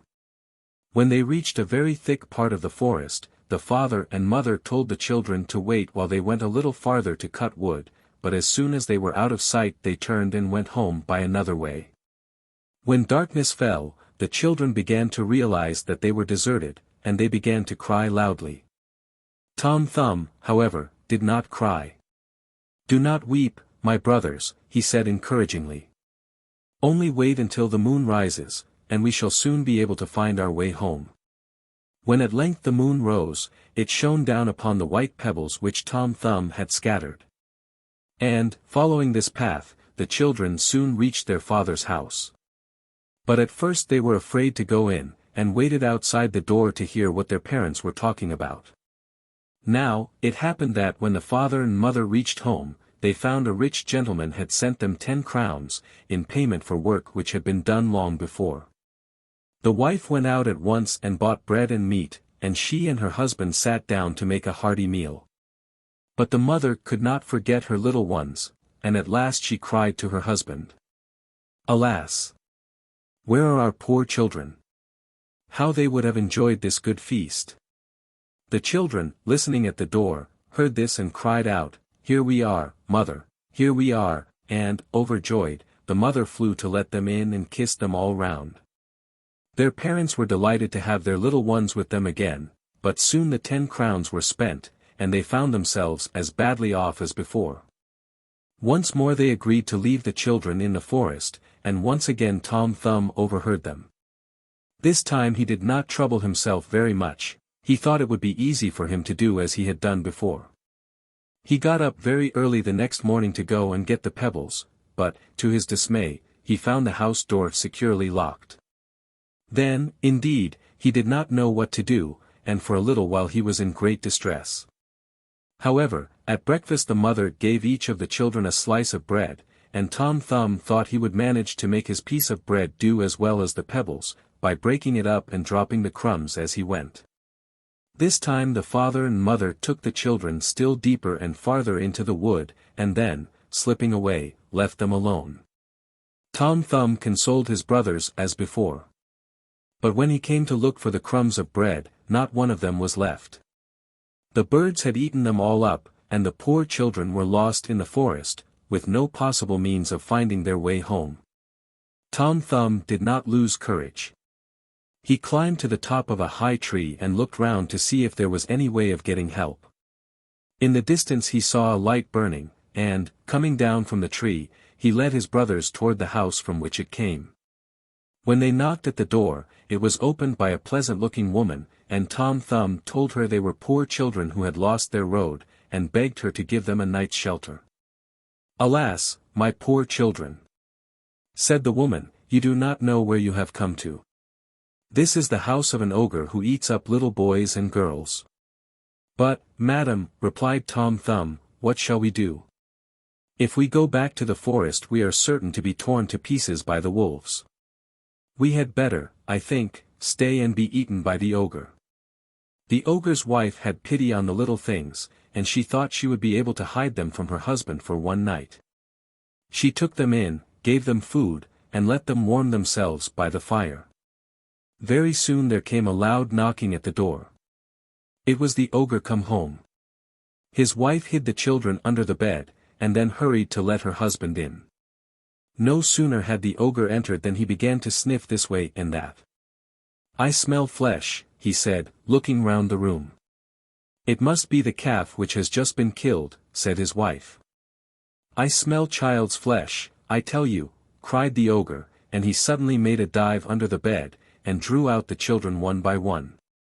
"Oh, ho, madam," said he, "so you thought to cheat me, did you? But, really, this is very lucky. I have invited 3 ogres to dinner tomorrow, these brats will make a nice dish." He fetched a huge knife and began sharpening it, while the poor boys fell on their knees and begged for mercy. But their prayers and entreaties were useless. The ogre seized one of the children and was just about to kill him, when his wife said, "What in the world makes you take the trouble of killing them tonight? Why don't you leave them till the morning? There will be plenty of time, and they will be much fresher." "That is very true," said the ogre, throwing down the knife. "Give them a good supper, so that they may not get lean, and send them to bed." Now, the ogre had 7 young daughters, who were all about the same age as Tom Thumb and his brothers. These young ogresses all slept together in one large bed, and every one of them had a crown of gold on her head. There was another bed of the same size in the room, and in this the ogre's wife, having provided them all with nightcaps, put the 7 little boys. But Tom Thumb was afraid that the ogre might change his mind in the night, and kill him and his brothers while they were asleep. So he crept softly out of bed, took off his brother's nightcaps and his own, and stole over to the bed where the young ogresses lay. He drew off their crowns very gently, and put the nightcaps on their heads instead. Then he put the crowns on his brothers' heads and his own, and got into bed again. In the middle of the night the ogre woke up, and began to be sorry that he had put off killing the boys until the morning. "Never put off till tomorrow what you can do today," he said, and, jumping out of bed, he got his knife and walked stealthily to the room where the boys were. He walked up to the bed, and they were all asleep except Tom Thumb, who, however, kept his eyes fast shut, and did not show that he was awake. The ogre touched their heads, one after another, and feeling the crowns of gold, he said to himself, "What a mistake I was going to make." He then went to bed where his own daughters were sleeping, and, feeling the nightcaps, he said, "Oh, ho, here you are, my lads," and in a moment he had killed them all. He then went back to his own room to sleep till morning. As soon as Tom Thumb heard him snoring, he roused his brothers, and told them to dress quickly and follow him. He led them downstairs and out of the house. And then, stealing on tiptoe through the garden, they jumped down from the wall into the road and ran swiftly away. In the morning, when the ogre found what a dreadful thing he had done, he was terribly shocked. "Fetch me my 7-league boots," he cried to his wife. "I will go and catch those young vipers. They shall pay for this piece of work." And, drawing on the magic boots, the ogre set out. He went striding over the country, stepping from mountain to mountain, and crossing rivers as if they had been streams. The poor children watched him coming in fear and trembling. They had found the way to their father's home, and had very nearly reached it when they saw the ogre racing after them. Tom Thumb thought for a moment what was to be done. Then he saw a hollow place under a large rock. "Get in there," he said to his brothers. When they were all in he crept in himself, but kept his eyes fixed on the ogre, to see what he would do. The ogre, seeing nothing of the children, sat down to rest himself on the very rock under which the poor boys were hiding. He was tired with his journey, and soon fell fast asleep, and began to snore so loudly that the little fellows were terrified. Tom Thumb told his brothers to creep out softly and run home, which they did. Then he crept up to the ogre, pulled off the 7-league boots very gently and put them on his own feet, for being fairy boots they could fit themselves to any foot, however small. As soon as Tom Thumb had put on the ogre's 7-league boots, he took 10 steps to the palace, which was 70 miles off, and asked to see the king. He offered to carry news to the king's army, which was then a long way off. And so useful was he with his magic boots, that in a short time he had made money enough to keep himself, his father, his mother and his 6 brothers without the trouble of working for the rest of their lives. And now let us see what has become of the wicked ogre, whom we left sleeping on the rock. When he awoke he missed his 7-league boots, and set off for home very angry. On his way he had to cross a bog. And, forgetting that he was no longer wearing his magic boots, he tried to cross it with one stride. But, instead, he put his foot down in the middle and began to sink. As fast as he tried to pull out one foot, the other sank deeper, until at last he was swallowed up in the black slime, and that was the end of him. There were once 3 bears who lived together in a little house in the middle of a wood. One of them was a little, small, wee bear, one was a middle-sized bear, and the other was a great, huge bear. And they each had a pot to eat their porridge from, a little pot for the little, small, wee bear, a middle-sized pot for the middle-sized bear, and a great big pot for the great, huge bear. And they each had a chair to sit on, a little chair for the little, small, wee bear, a middle-sized chair for the middle-sized bear, and a great big chair for the great, huge bear. And they each had a bed to sleep in, a little bed for the little, small, wee bear, a middle-sized bed for the middle-sized bear, and a great big bed for the great, huge bear. One day they made the porridge for their breakfast, and poured it into their porridge pots, and then went out in the wood for a walk while the porridge for their breakfast was cooling. And while they were out walking, a little old woman came to the house in the wood and peeped inside. First she peeped through the keyhole, then she peeped through the window. Then she lifted the latch and peeped through the doorway. And, seeing nobody in the house, she walked in. And when she saw the porridge cooling on the table she was very pleased, for she had walked a long way, and was getting hungry. So first she tasted the porridge of the great, huge bear, but that was too hot. Then she tasted the porridge of the middle-sized bear, but that was too cold. And then she tasted the porridge of the little, small, wee bear, and that was neither too hot nor too cold, but just right. And she liked it so much that she ate it all up. Then the little old woman sat down in the chair of the great, huge bear, but that was too hard. Then she sat down in the chair of the middle-sized bear, but that was too soft. Then she sat down in the chair of the little, small, wee bear, and that was neither too hard nor too soft, but just right. And she liked it so much that she sat in it until suddenly the bottom came out, and she fell down plump upon the ground. Then the little old woman went upstairs into the bedroom, where the 3 bears slept. And first she lay down on the bed of the great, huge bear, but that was too high at the head for her. Then she lay down on the bed of the middle-sized bear, but that was too high at the foot for her. So then she lay down on the bed of the little, small, wee bear, and that was neither too high at the head nor too high at the foot, but just right. And she liked it so much that she covered herself up and lay there till she fell fast asleep. By and by the 3 bears came home to breakfast. Now, the little old woman had left the spoon of the great, huge bear standing in his porridge pot. "Somebody has been at my porridge," said the great, huge bear, in his great, rough, gruff voice. And when the middle-sized bear looked, she saw that the spoon was standing in her porridge pot too. "Somebody has been at my porridge," said the middle-sized bear in her middle-sized voice. Then the little, small, wee bear looked, and there was the spoon in his porridge pot, but the porridge was all gone. "Somebody has been at my porridge and has eaten it all up," said the little, small, wee bear, in his little, small, wee voice. Then the 3 bears began to look about them. Now, the little old woman had not put the hard cushion straight after she had sat in the chair of the great, huge bear.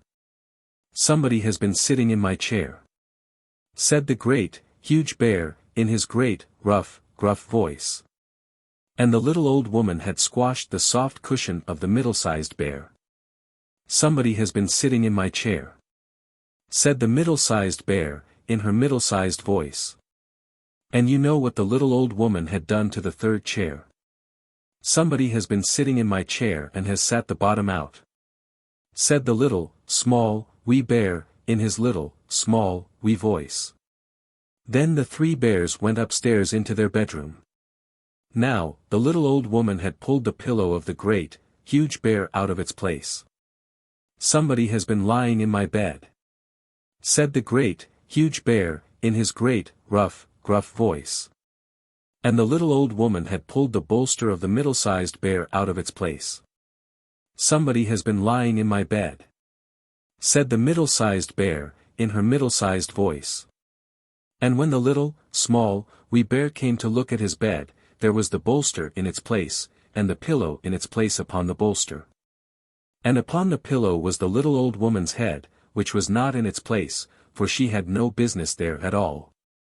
"Somebody has been lying in my bed, and here she is," cried the little, small, wee bear, in his little, small, wee voice. The little old woman had heard in her sleep the great, rough, gruff voice of the great, huge bear, but she was so fast asleep that it seemed to her no more than the roaring of the wind, or the rumbling of thunder. And she had heard the middle-sized voice of the middle-sized bear, but it was only as if she had heard some one speaking in a dream. But when she heard the little, small, wee voice of the little, small, wee bear, it was so sharp and shrill that it woke her up at once. Up she started, and when she saw the three bears, on one side of the bed, she tumbled out at the other, jumped out of the window and ran away through the wood to her own home. And the three bears never saw anything more of her. It was dreadfully cold, it was snowing fast, and almost dark. The evening, the last evening of the old year, was drawing in. But cold and dark as it was, a poor little girl, with bare head and feet, was still wandering about the streets. When she left her home she had slippers on, but they were much too large for her. Indeed, really, they belonged to her mother, and had dropped off her feet while she was running very fast across the road, to get out of the way of two carriages. One of the slippers was not to be found, the other had been snatched up by a little boy, who ran off with it thinking it might serve him as a doll's cradle. So the little girl now walked on, her bare feet quite red and blue with the cold. She carried a small bundle of matches in her hand, and a good many more in her tattered apron. No one had bought any of them the livelong day, no one had given her a single penny. Trembling with cold and hunger she crept on, the picture of sorrow. Poor little child! The snowflakes fell on her long fair hair, which curled in such pretty ringlets over her shoulders, but she thought not of her own beauty, nor of the cold. Lights were glimmering through every window, and the savor of roast goose reached her from several houses. It was New Year's Eve, and it was of this that she thought.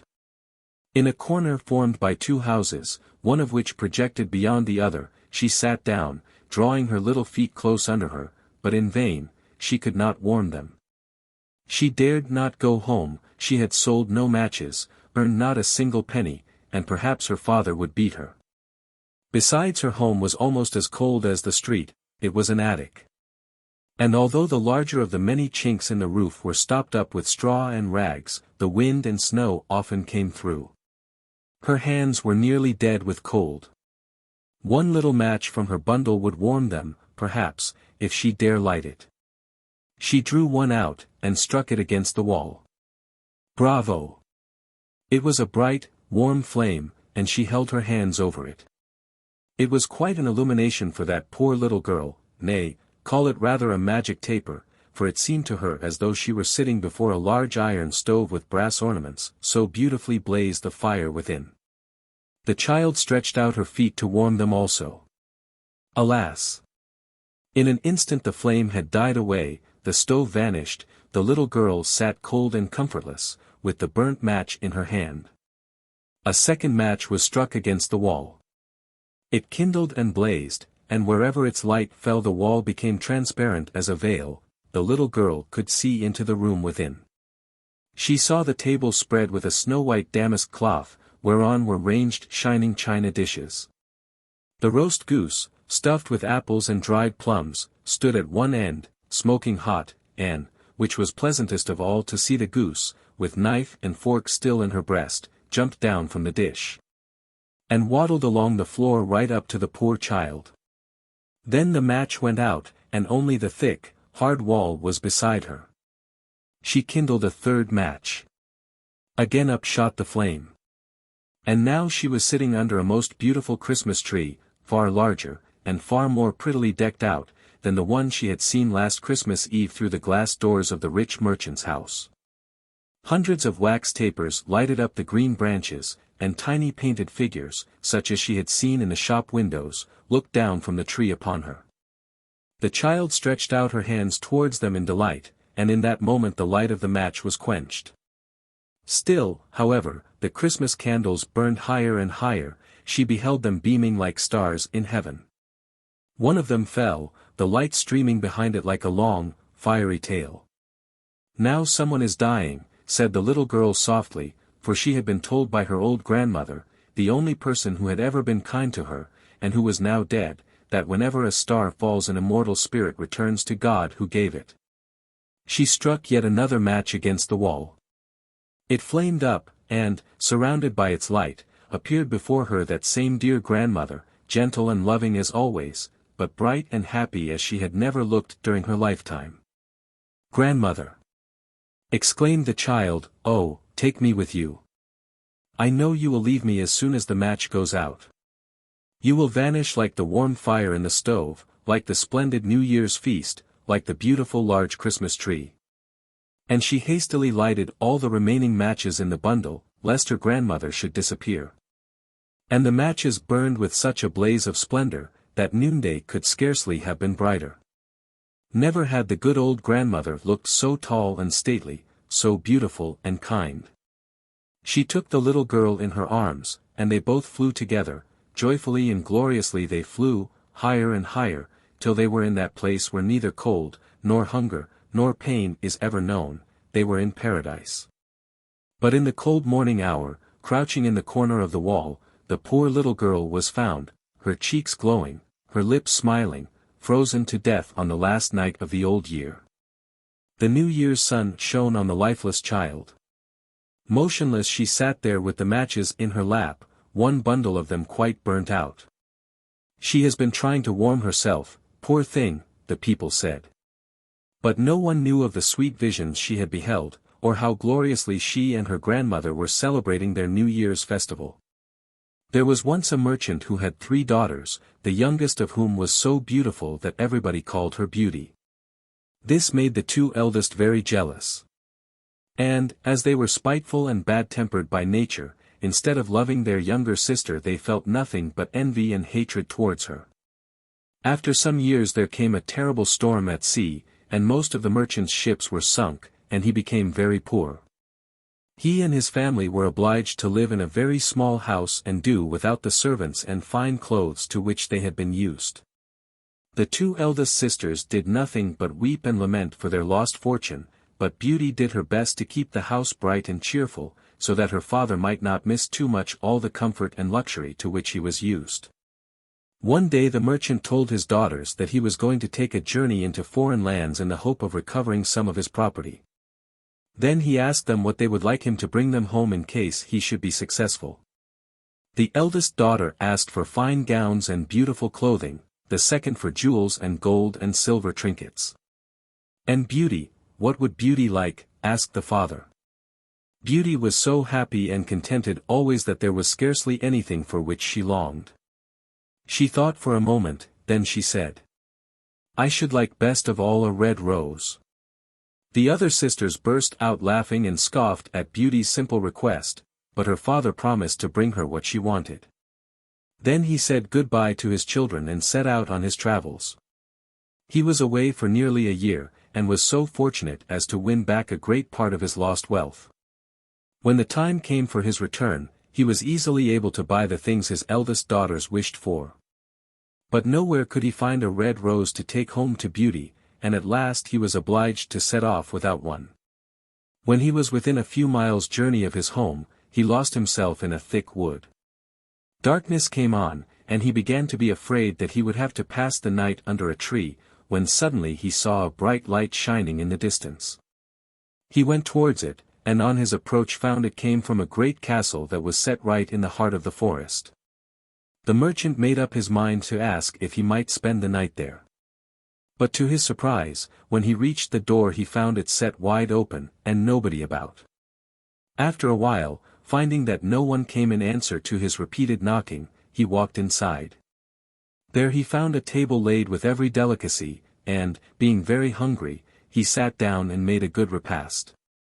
After he had finished his supper he laid himself down on a luxurious couch, and in a few minutes was fast asleep. In the morning, after eating a hearty breakfast, which he found prepared for him, he left the mysterious castle, without having set eyes on a single person. As he was passing through the garden he found himself in an avenue of rose trees, all covered with beautiful red roses. Here are such thousands of flowers, he said to himself, that, surely, one bud will not be missed. And, thinking of beauty, he broke off a rose from one of the bushes. Scarcely had he done so when he heard a terrible noise, and, turning round, he saw coming towards him a hideous beast, who exclaimed in an awful tone. "Ungrateful wretch! You have partaken of my hospitality, have eaten of my food, have slept in my house, and in return you try to rob me of my roses. For this theft you shall die." The merchant fell on his knees and begged for pardon, but the beast would not listen to him. "Either you must die now, or else you must swear to send me in your stead the first living thing that meets you on your return home," he said. And the merchant, overcome with terror, and thinking that one of his dogs would be sure to be the first creature to greet him, gave his promise. But to his horror and dismay, it was his youngest daughter, Beauty, who first ran out to greet him on his return. She had seen him coming from afar, and hastened to welcome him home. She did not at first understand her father's grief at seeing her. But when he told her the story of the beast and his promise she did her best to comfort him.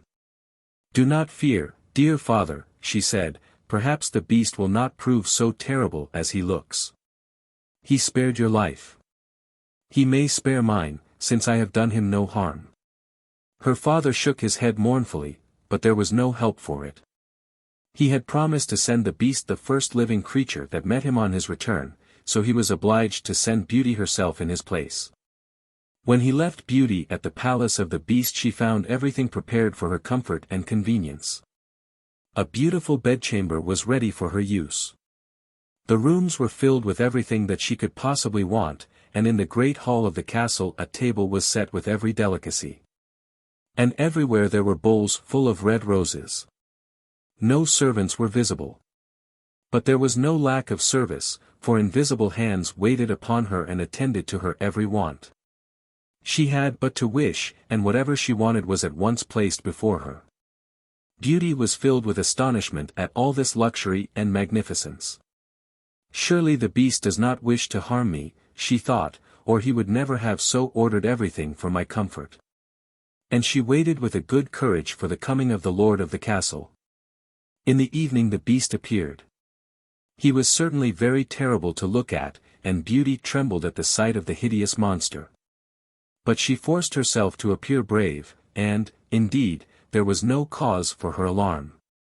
The beast was kindness itself, and so gentle and respectful in his attentions to her that Beauty soon lost all fear.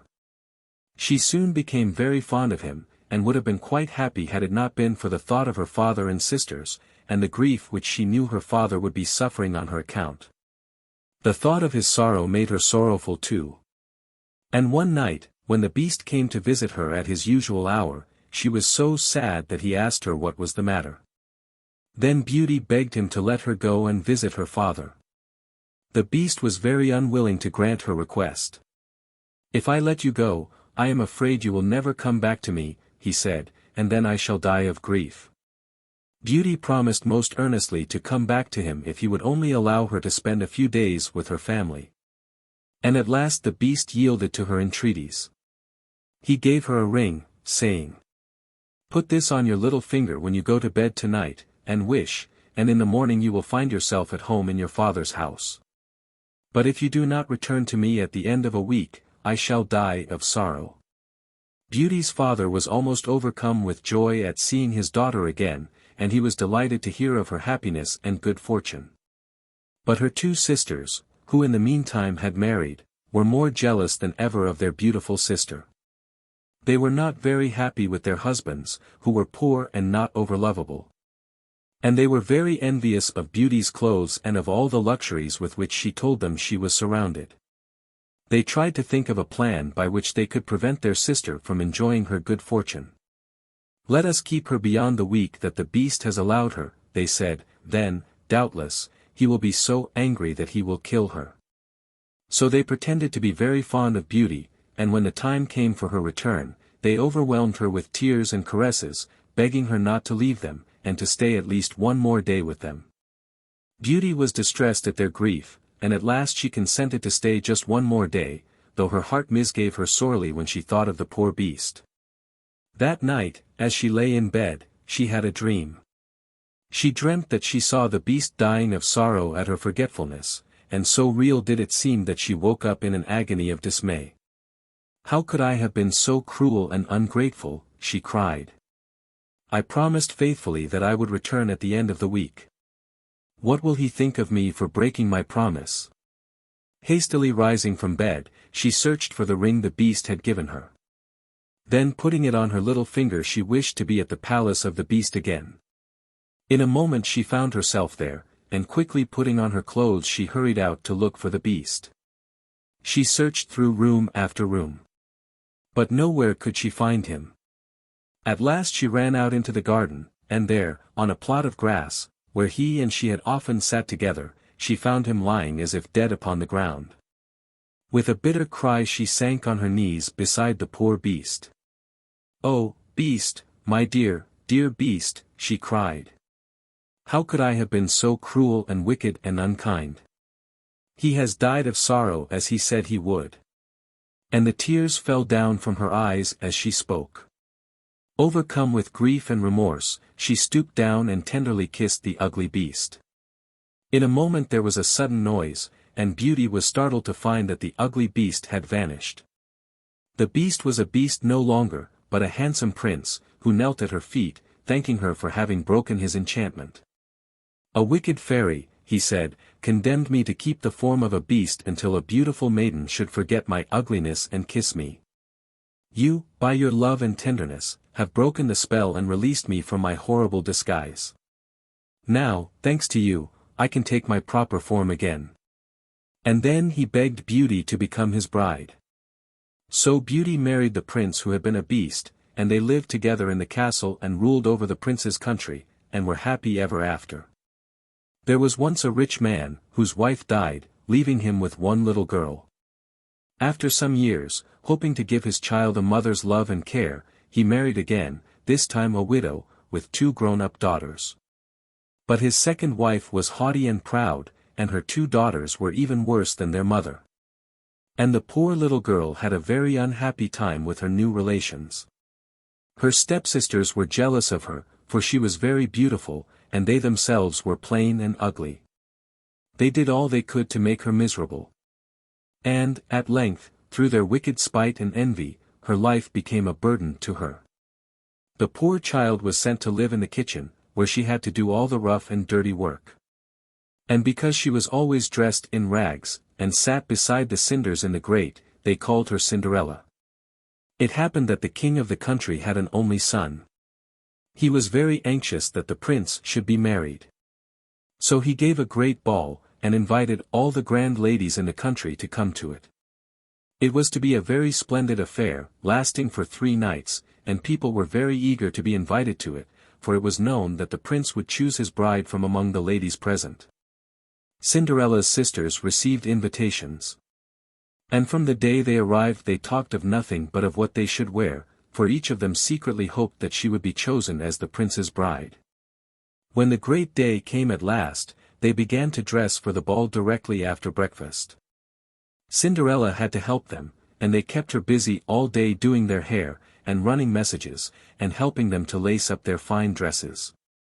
When Cinderella saw their beautiful clothes she wished that she could go to the ball as well. But when she timidly asked if she might, they laughed in mocking scorn. "You go to the ball," they cried. "What would you do at the ball, with your rags and tatters and your dirty face?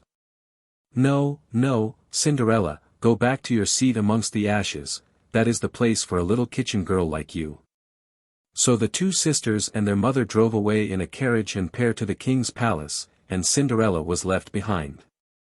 She sat down on the hearth before the kitchen fire and began to cry softly to herself, because she felt so very lonely and miserable. As she sat there in the dusk, with the firelight dancing over her, and her face buried in her hands, she heard a voice calling, "Cinderella, Cinderella," and with a start she looked up to see who it could be. There on the hearth in front of her stood an old woman, leaning upon a stick. She was dressed in a long red cloak, and she wore high-heeled shoes and a tall black hat. Where she had come from Cinderella could not imagine.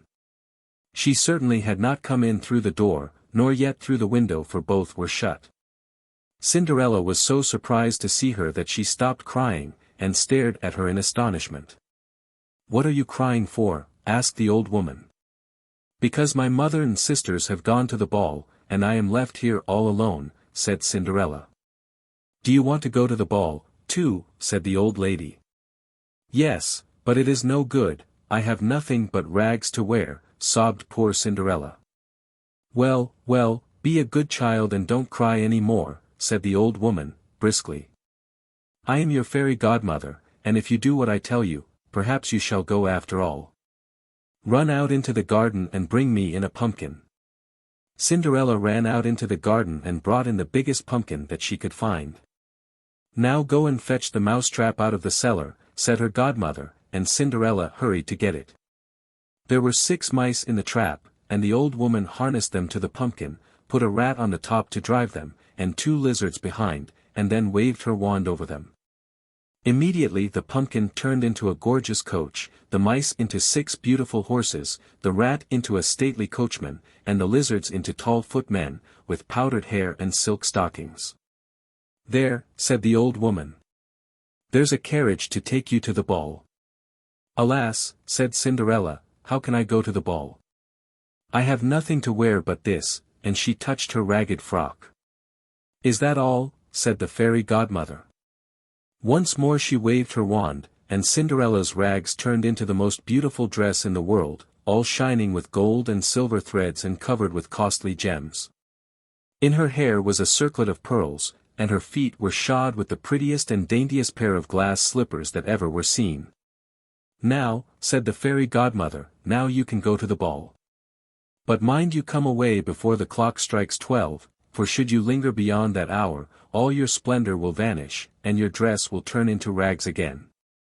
Cinderella promised to obey her godmother's instructions. Then she got into the beautiful coach. The footman shut the door, the coachman whipped up the horses, and away she went to the ball. When she arrived there was a great stir in the palace. So lovely a face and so costly and rich a dress had never before been seen, and everybody thought it must be some great princess arrived from foreign lands. All the courtiers and other guests stood back to let her pass, and when the prince caught sight of her he fell in love with her on the spot. He danced with her the whole of the evening, and people thought there was no doubt as to whom he would choose for his bride. At 11:45, Cinderella, remembering her godmother's instructions, said good-bye to the prince and came away. She arrived home just as the clock struck 12. At once the coachman and footmen turned back into rats and mice, and the coach into a pumpkin. And when the sisters came home a little later, there was Cinderella, dressed in her old shabby frock, sitting in her usual place amongst the cinders. The 2 ugly sisters were full of the strange princess who had come to the ball. They talked about her all the next day, little dreaming that all the while the beautiful lady was their despised sister Cinderella. In the evening after they had gone again to the ball, the fairy godmother made her appearance. Once more Cinderella drove to the palace in her coach and 6, this time arrayed in a still more gorgeous and beautiful dress, and once more the prince danced with her all the evening. But when the 3rd night came Cinderella was enjoying herself so much that she quite forgot what her fairy godmother had said, until suddenly she heard the clock begin to strike 12. She remembered that as soon as it finished striking, all her fine clothes would turn to rags again, and, jumping up in alarm, she ran out of the room. The prince ran after her, trying to overtake her. And Cinderella in her fright ran so fast that she left one of her little glass slippers on the floor behind her. The prince stopped to pick it up, and this gave Cinderella time to escape, but she was only just in time. Just as she was crossing the palace yard, the clock finished striking, and immediately all her finery vanished, and there she was, dressed in her old ragged frock again. When the prince came out upon the palace steps, he could see no sign of the lovely princess. The guards at the gate told him that nobody at all had passed that way, except a little ragged kitchen maid. And the prince had to go back to the ball with only a little glass slipper to remind him of the beautiful lady with whom he was so desperately in love. The next day the king sent out all his heralds and trumpeters with a proclamation, saying that the prince would marry the lady whose foot the slipper fitted. But though all the ladies in the land tried on the slipper, it would fit none of them, their feet were all too big. At last the heralds came to the house where Cinderella lived. The eldest stepsister tried the slipper on first, but it was quite impossible for her to get her foot into it, for her great toe was too big. Then her mother, who was watching eagerly, fetched a carving knife. "Be quick, cut the toe off," she said. "What does it matter if you are lame? If you are the prince's bride you will always ride in a carriage." So the eldest sister cut off her big toe, but it was no use, the slipper would not fit, and at last she was obliged to hand it to her sister. But the other sister had no better luck. She did, indeed, get her toes inside, but her foot was much too long, and her heel stuck out behind. The mother urged her to cut it off. "What does it matter?" she said. "If you are the prince's bride you will never need to walk any more." But although she cut her heel off, the slipper was still too small, and at length she, too, had to give up the attempt to force her foot into it. Then Cinderella came shyly out from behind the door where she had been standing out of sight, and asked if she might try on the slipper. Her stepmother and sisters were very angry, and were about to drive her away with blows, but the herald stopped them. "The prince wishes every woman in the land to try on this slipper," he said. And asking Cinderella to sit on a chair, he knelt down and tried the slipper on her foot. And it fitted her exactly. While everyone stood and stared in astonishment, Cinderella drew from her pocket the other slipper and put it on. No sooner had she done so than her ragged frock changed into the beautiful ball dress again, and she stood up before them all, the beautiful lady with whom the prince had fallen in love at the ball. The prince was overjoyed to find her again. And they were married at once with much pomp amid great rejoicings. As for the wicked sisters, they were so jealous that they both turned green with envy. They grew uglier and uglier every day, until at last they grew so dreadfully ugly that nobody could bear to look at them any longer. But Cinderella became more and more beautiful, and lived happily with the prince forever afterwards. In the reign of King Arthur there lived in the county of Cornwall a worthy farmer, who had an only son, named Jack. Jack was strong and brave and very daring, and was never backward when danger was in the way. Now, in those days there lived a huge giant in a gloomy cavern on St. Michael's Mount, which rises out of the sea near the shores of Cornwall. The Cornish people had suffered greatly from his thefts and pillaging. For he used to wade through the sea to the mainland, and carry off half a dozen or more of their oxen at a time.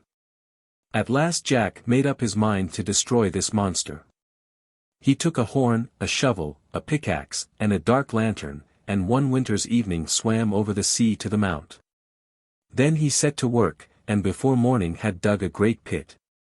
He covered it carefully over with sticks and straw, and strewed some earth on the top to make it look like solid ground. And then he blew his horn so loudly that the giant awoke, and came out roaring like thunder. "You impudent villain, you shall pay dearly for disturbing my rest. I will broil you for my breakfast." But almost as he spoke, he tumbled headlong into the pit. "Oh, ho, Mr. Giant," said Jack. "How is your appetite now? Will nothing serve you for breakfast but broiling poor Jack?" Then he struck the giant such a blow on the head with a pickaxe that he killed him. When the justices of Cornwall heard of this valiant deed, they sent for Jack, and declared that he should always be called Jack the Giant Killer. And they gave him a sword, and a belt upon which was written, in letters of gold. This is the valiant Cornishman, who slew the giant Cormoran. There was another giant in England called Blunderbore, who vowed to take revenge on Jack for this exploit. One day, as Jack was passing through a wood on a journey to Wales, he fell asleep by the side of a fountain. The giant, coming along, found him there, and, seeing by the writing on the belt who Jack was, he lifted him on his shoulder and carried him off to his castle. When Jack awoke and found himself in the clutches of Blunderbore, he was terribly frightened. The giant carried him into a room and locked him up, while he went to fetch another giant who lived close by to help him eat Jack for dinner. While he was gone, Jack heard dreadful shrieks and groans from different parts of the castle, and soon after he heard a mournful voice saying, "Haste, valiant stranger, haste away, lest you become the giant's prey. On his return he'll bring another, still more savage than his brother. A horrid, cruel monster, who, before he kills, will torture you." Poor Jack looked out of the window, which was just over the gate of the castle, and saw two giants coming along arm in arm. Now, thought he, death or freedom is at hand. There happened to be two strong cords in the room, and Jack made a large noose with a slip knot in each of them. Then, just as the giants were coming through the gate, he threw the ropes over their heads, and, fastening the other ends to a beam in the ceiling, he pulled the ropes with all his might until he had nearly strangled the giants. Then he drew his sword and slipped down the ropes and killed them both. Next Jack took the keys from giant Blunderbore and searched through the castle. In one of the rooms he found 3 ladies who told him that their husbands had been killed by the giant, who had afterwards condemned them to be starved to death. Jack gave them the castle and all the riches it contained to make some amends for the dreadful pains they had suffered, and then went on his way. After traveling some days, he lost himself in a lonely valley. But, when he had wandered about some while, he at length succeeded in finding a large house. He went up to it and knocked loudly at the gate, when, to his great horror, a monstrous giant with 2 heads came forth. He spoke very civilly, however, and took Jack into the house, leading him to a room where there was a good bed, in which he could pass the night. Jack took off his clothes, but, though he was very tired, he could not go to sleep. Presently he heard the giant walking about in the bedchamber, which was the next room, saying to himself, "Though here you lodge with me this night, you shall not see the morning light. My club shall dash your brains out quite." When he heard this, Jack got out of bed, and, taking a large, thick piece of wood, he laid it in his own place in the bed, and hid himself in a dark corner of the room. In the middle of the night, the giant came with his great club, and struck several heavy blows upon the bed. Then he went off, thinking he had broken all Jack's bones. Early next morning Jack walked into the giant's room and thanked him for the night's lodging. The giant was terribly startled to see him, and stammered out, "Oh, dear me! Is it you? Pray, how did you sleep last night? Did you hear or see anything to disturb you?" "Nothing worth speaking of, thank you," answered Jack, carelessly. "A rat, I believe, gave me 3 or 4 slaps with his tail, but that was all." The giant said nothing, but went and fetched 2 bowls of hasty pudding for their breakfast. Jack did not wish the giant to think that he could not eat as much as himself, so he contrived to fasten a leathern bag inside his coat. He then managed to slip the pudding into this bag, while pretending to eat it. When breakfast was done, he said to the giant, "Now I will show you a fine trick. I can cure all wounds with a touch. You shall see an example." He then took a knife, ripped up the leathern bag, and all the hasty pudding tumbled out upon the floor. "Ods splutter her nails," cried the giant, who was ashamed to be outdone by such a little fellow. "Her can do that herself." And, snatching up the knife, he plunged it into his stomach and fell down dead. After this, Jack went farther on his journey. In a few days he met King Arthur's only son, who was traveling into Wales to deliver a beautiful lady from the power of a wicked magician. Jack attached himself to the prince, and they traveled on together. The prince was very generous, and soon gave away all the money he possessed. After having parted with his last penny to an old beggar woman, he was very uneasy as to where they were to pass the night. "Sir," said Jack, 2 miles farther on there lives a giant with 3 heads, who can fight 500 men at once and make them fly. I will go on and visit him, do you wait here until I return." Jack rode on to the gates of the castle, and gave a loud knock. The giant, with a voice like thunder, roared out. "Who is there?" "No one but your poor cousin Jack." "Well, what news, cousin Jack?" "Dear uncle, I have bad news for you. Here is the king's son coming with 2,000 men to kill you." "Cousin Jack, this is bad news indeed. But I have a large cellar underground, where I shall hide myself, and you shall lock, bolt and bar me in until the king's son is gone." So Jack locked, bolted and barred the giant in the cellar, and then went back and fetched the prince, and they feasted and made merry, and spent the night very comfortably in the castle. In the morning Jack gave the prince gold and silver from the giant's treasury. Then the prince set forth on his journey, while Jack let the giant out of the cellar. The giant thanked Jack very much for saving him, and asked what he should give him as a reward. "Why, good uncle," said Jack, "I desire nothing but the coat and cap, with the rusty sword and the slippers which are hanging beside the bed." "Take them," said the giant, "and keep them for my sake. They will be very useful to you. The coat will make you invisible, the cap will give you knowledge. The sword will cut through anything, no matter what it may be, and the shoes are of vast swiftness." Jack took the gifts, thanked the giant, and then quickly caught up with the prince. After a few days' further journey they reached the dwelling of the beautiful lady whom the prince had come to rescue. She received the prince very graciously and made a feast for him. When it was ended she rose, and, taking her handkerchief, said, "My lord, tomorrow morning I command you to tell me on whom I have bestowed this handkerchief, or else lose your head." The prince went to bed very mournfully. But Jack put on the cap of knowledge, which told him that the lady was forced by the power of enchantment to meet the wicked magician every night in the forest.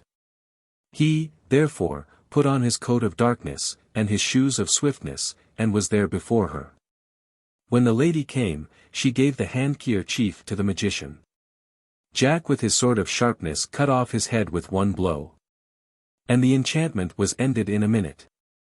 The next day the lady was married to the prince, and soon after went with her husband to the court of King Arthur, where Jack was made one of the knights of the Round Table for his heroism. Very soon Jack set off in search of new adventures. On the 3rd day of his travel he came to a wide forest. Hardly had he entered it when he heard dreadful shrieks and cries, and soon he saw a monstrous giant dragging along by the hair of their heads a handsome knight and a beautiful lady. Their tears and cries melted Jack's heart. He alighted from his horse, and put on his invisible coat, and immediately attacked the giant. He could not reach up to the giant's body. So, taking a mighty blow, he cut off both the monster's legs just below the garter, so that he fell full length upon the ground. Then Jack set his foot upon his neck and plunged his sword into the giant's body. The knight and the lady, overjoyed, begged Jack to come to their house to refresh himself after this fight. But Jack, hearing that the giant had a brother who was more cruel and wicked even than himself, would not rest until he had also destroyed him. Soon he came in sight of the cavern where the giants lived. There was the other giant sitting on a huge block of timber, with a knotted iron club lying by his side. Jack, in his coat of darkness, was quite invisible. He drew close up to the giant and struck a blow at his head with his sword of sharpness. But he missed his aim and only cut off his nose. The giant roared with pain, and his roars were like claps of thunder. He took up his iron club and began to lay about him, but not being able to see Jack, he could not hit him. For Jack slipped nimbly behind, and jumping upon the block of wood, stabbed the giant in the back, and after a few howls, the monster dropped down dead. Having thus killed the 2 monsters, Jack entered the cave to search for the treasure. One room contained a great boiling cauldron and a dining table, where the giants feasted. Another part of the cave was barred with iron and was full of miserable men and women whom the giants had imprisoned. Jack set them all free and divided the treasure among them. Jack cut off the giant's head, and sent it with the head of his brother to the court of King Arthur. Then he returned to the house of the knight and his lady. He was received with the greatest joy, and the knight gave a grand feast in his honor. When all the company was gathered together, the knight presented Jack with a ring, on which was engraved the picture of the giant dragging the knight and the lady by the hair, with this motto round it: "Behold, in dire distress were we, under a giant's fierce command, but gained our lives and liberty from valiant Jack's victorious hand." But while the merriment was at its height, a herald rushed into the room and told the company that Thundel, a savage giant with 2 heads, had heard of the death of his 2 kinsmen, and was come to take his revenge on Jack. The guests trembled with terror and fright, but Jack only drew his sword and said, "Let him come." The knight's house was surrounded by a moat over which there was a drawbridge. Jack set men to work to cut the bridge on both sides, nearly to the middle, and then, dressed in his magic coat, went out to meet the giant. As the giant came along, although he could not see Jack, yet he could tell that someone was near, for he cried out, "Fa, fe, fi, fo, fum. I smell the blood of an Englishman. Be he alive, or be he dead, I'll grind his bones to make my bread." "Say you so, my friend?" cried Jack. "You are indeed a monstrous miller." "Ah," cried the giant, "you are the villain that killed my kinsman. I will tear you with my teeth, and grind your bones to powder." "You must catch me first," said Jack. Then he threw off his coat and put on his shoes of swiftness, and began to run, the giant following him like a walking castle. Jack led him round and round the house, and then he ran over the drawbridge, while the giant rushed after him with his club. But when he came to the middle of the bridge, where it had been cut on both sides, his great weight broke it, and he tumbled into the water.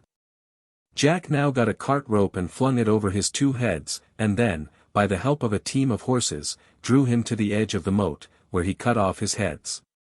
Once again, Jack set out in search of new adventures. He went over fields and dales without meeting with any, until he came to the foot of a high mountain. Here was a little, lonely house, and when he knocked at the door it was opened by an old man with a beard as white as snow. This old man was a good hermit, and when Jack had eaten well, he said, "My son, I know that you are the famous conqueror of giants. I know, at the top of this mountain there is an enchanted castle, kept by a giant named Galligantes, who, by the help of a magician, gets many knights into his power, whom he changes into beasts. Above all, I lament the hard fate of a duke's daughter, whom they have changed into a deer. Many knights have tried to destroy the enchantment, yet none have been able to do so, because of 2 fiery griffins who guard the gates of the castle. But as you, my son, have an invisible coat, you may pass them by without being seen. On the gates of the castle you will find engraved the means by which the enchantment may be broken." Jack promised that in the morning he would risk his life in an endeavor to break the enchantment, and, after a sound sleep, he arose early and set out on his attempt. He passed by the fiery griffins without the least fear of danger. For they could not see him, because of his invisible coat. On the castle gate he found a golden trumpet hanging, under which were written these words: "Whoever can this trumpet blow, shall cause the giant's overthrow." Jack seized the golden trumpet and blew a mighty blast, which made the gates fly open and shook the castle to its foundations. The giant and the magician, knowing that their end was now near, stood biting their thumbs and shaking with terror. Jack, with his magic sword, soon killed the giant, and the magician was carried off by a whirlwind. The castle vanished away like smoke, and the duke's daughter and all the knights and lovely ladies who had been turned into birds and beasts returned to their proper shape. Jack's fame rang through the whole country, and the king gave him a large estate to reward him for all his brave and knightly deeds. And Jack married the duke's daughter, and lived in joy and contentment for the rest of his days. Jack was an idle, lazy boy who would do no work to support his widowed mother, and at last they both came to such poverty that the poor woman had to sell her cow to buy food to keep them from starving. She sent Jack to market with the cow, telling him to be sure and sell it for a good price. As Jack was going along the road to market he met a butcher. The butcher offered to buy the cow in exchange for a hatful of colored beans. Jack thought the beans looked very pretty, and he was glad to be saved the long hot walk to market, so he struck the bargain on the spot and went back to his mother with the beans, while the butcher went off with the cow. But the poor widow was very disappointed. She scolded her son for an idle, lazy, good-for-nothing boy, and flung the beans out of the window in a passion. Now the beans were magic beans, and the next morning, when Jack awoke, he found some of them had taken root in the night and had grown so tall, that they reached right up into the sky. Jack was full of wonder and curiosity. And, being fond of adventure and excitement, he set out at once to climb the beanstalk, to see what was up at the top of it. And he climbed, and he climbed, and he climbed, and he climbed, and he climbed, and he climbed, and he climbed, until at last he climbed right up to the very tip-top of the beanstalk. Then he found himself standing in a strange country. In the distance he could see a big castle, and, as he was hot and tired with his long climb, he thought he would go and ask for something to eat and drink. He had not gone very far before he met a fairy, who told him that the castle belonged to a wicked ogre, who had killed and eaten a great number of people. "It was he who killed your father," she said. "And it is your duty to do your utmost to destroy the wicked monster. Go now, and see what you can do. If you can carry off any of his treasures you are at liberty to do so, for none of them really belongs to him. He has taken them all by force from the people whom he has robbed and killed." Jack was delighted at the idea of this adventure, and set off in high spirits towards the castle. The castle was farther off than he had thought, and by the time he reached the gates, it was so late that he made up his mind to ask for a night's lodging. There was a woman standing in the doorway. But when Jack made his request, she was very frightened, and said, "Indeed, I dare not take you in and give you food and lodging. My husband is an ogre who lives on human flesh. If he were to find you here, he would think nothing of eating you up in 3 mouthfuls. I advise you to go away at once, before he comes home." But when she saw how tired and hungry Jack really was, she took him into the house and gave him plenty to eat and drink. While Jack was eating his food in the kitchen there came a loud knocking at the door. The ogre's wife, in a great flurry, hid Jack in the oven, and then hurried to let her husband in. Jack peeped through the oven door, and saw a terrible-looking ogre, who came stamping into the kitchen, and said in a voice like thunder, "Wife, I smell fresh meat." "It is only the people you are fattening in the dungeon," said the wife. So the ogre sat down and ate his supper. After supper, he commanded his wife to bring him his money bags. He then began to count his money, thousands and thousands of pieces of gold and silver. Jack wished he could take some of this money home to his mother, and, presently, when the ogre fell asleep, he crept out of his hiding place, and hoisting the bags upon his shoulder, slipped quietly away with them. The ogre was snoring so loudly that it sounded like the wind in the chimney on a stormy night. So he never heard the little noise Jack made, and Jack got safely away and escaped down the beanstalk. His mother was overjoyed to see him, for she had been very anxious about him when he did not come home the night before, and she was delighted with the bags of money, which were enough to keep them in comfort and luxury for some time.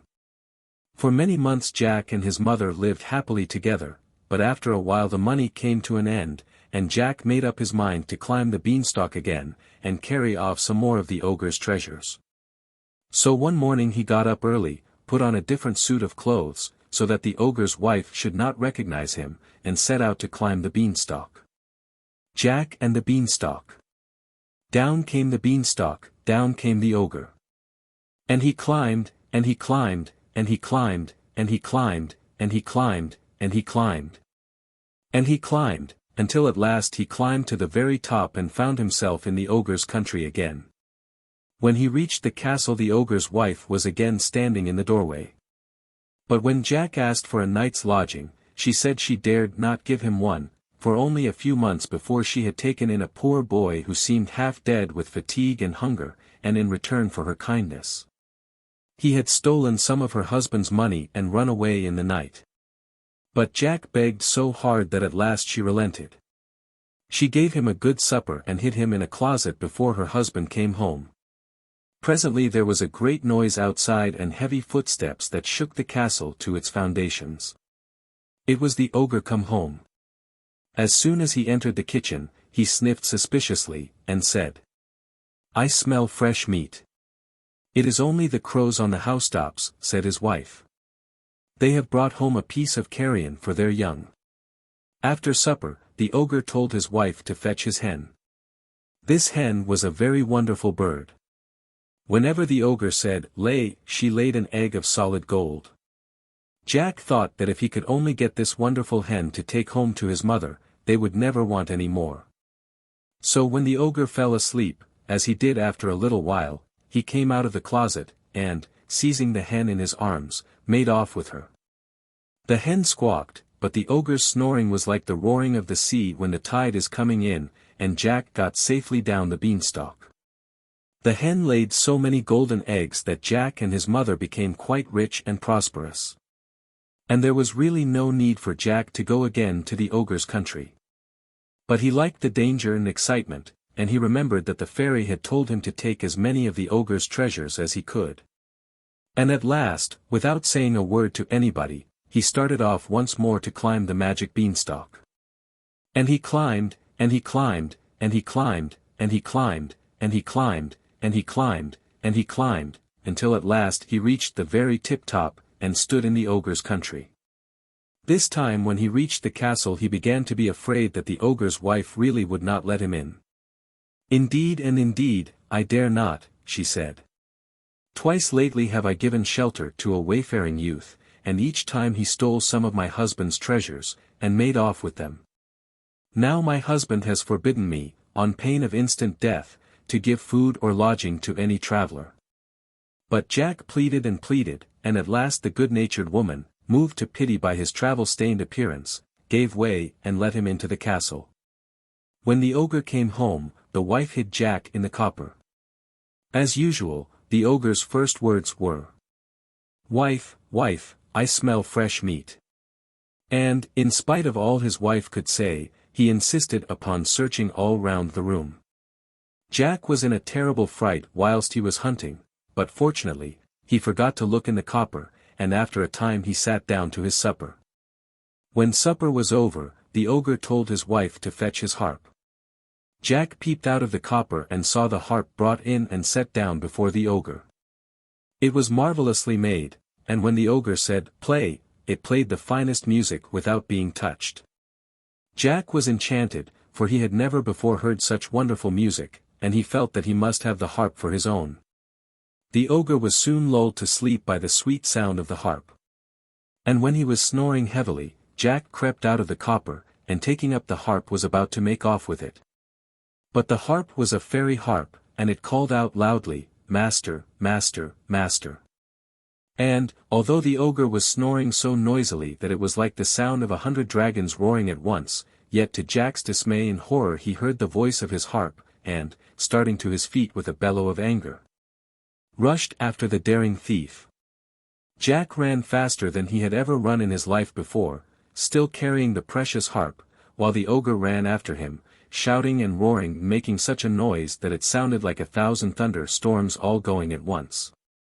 If he had not drunk so much wine for supper, the ogre must very soon have caught Jack, but as it was, the wine had got into his head, and so he could not run nearly so fast as usual, and Jack reached the beanstalk just in front of him. It was a very close shave. Jack slid down the beanstalk at his top speed, calling at the top of his voice for his mother to fetch him an axe.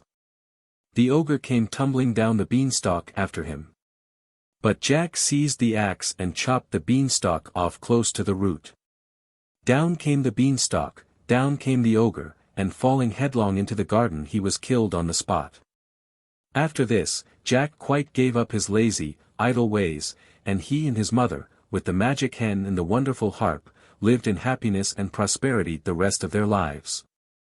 In the reign of King Edward III there was a poor orphan boy, named Dick Whittington, living in a country village a long way from London. He was a sharp little lad, and the stories that he heard of London being paved with gold made him long to visit that city. One day, a large wagon and 8 horses, with bells at their heads, drove through the village. Dick thought it must be going to London, so he asked the driver to let him walk by the side of the wagon.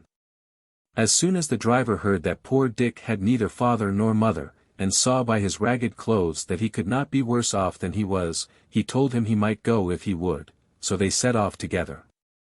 Dick got safely to London, and was in such a hurry to see the fine streets paved with gold, that he ran through many of them, thinking every moment to come to those that were paved with gold.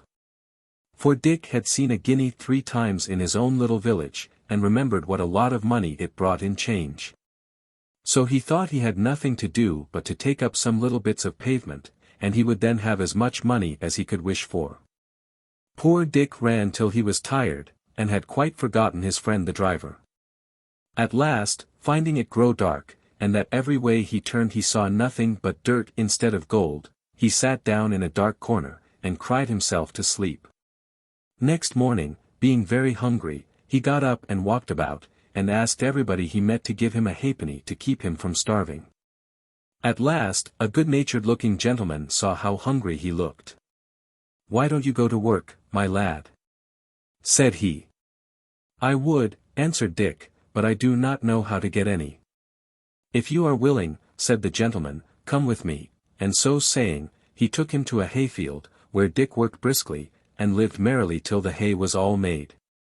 After this, he found himself as badly off as before, and being almost starved again, he laid himself down at the door of Mr. Fitzwarren, a rich merchant. Here the cook, an ill-tempered woman, called out to poor Dick. "What business have you there, you lazy rogue? If you do not take yourself away, we will see how you like a sousing of some dishwater I have here, that is hot enough to make you jump." At this time Mr. Fitzwarren himself came home to dinner, and when he saw a dirty ragged boy lying at the door, he said, in a kind and gentle voice, "Why do you lie there, my lad?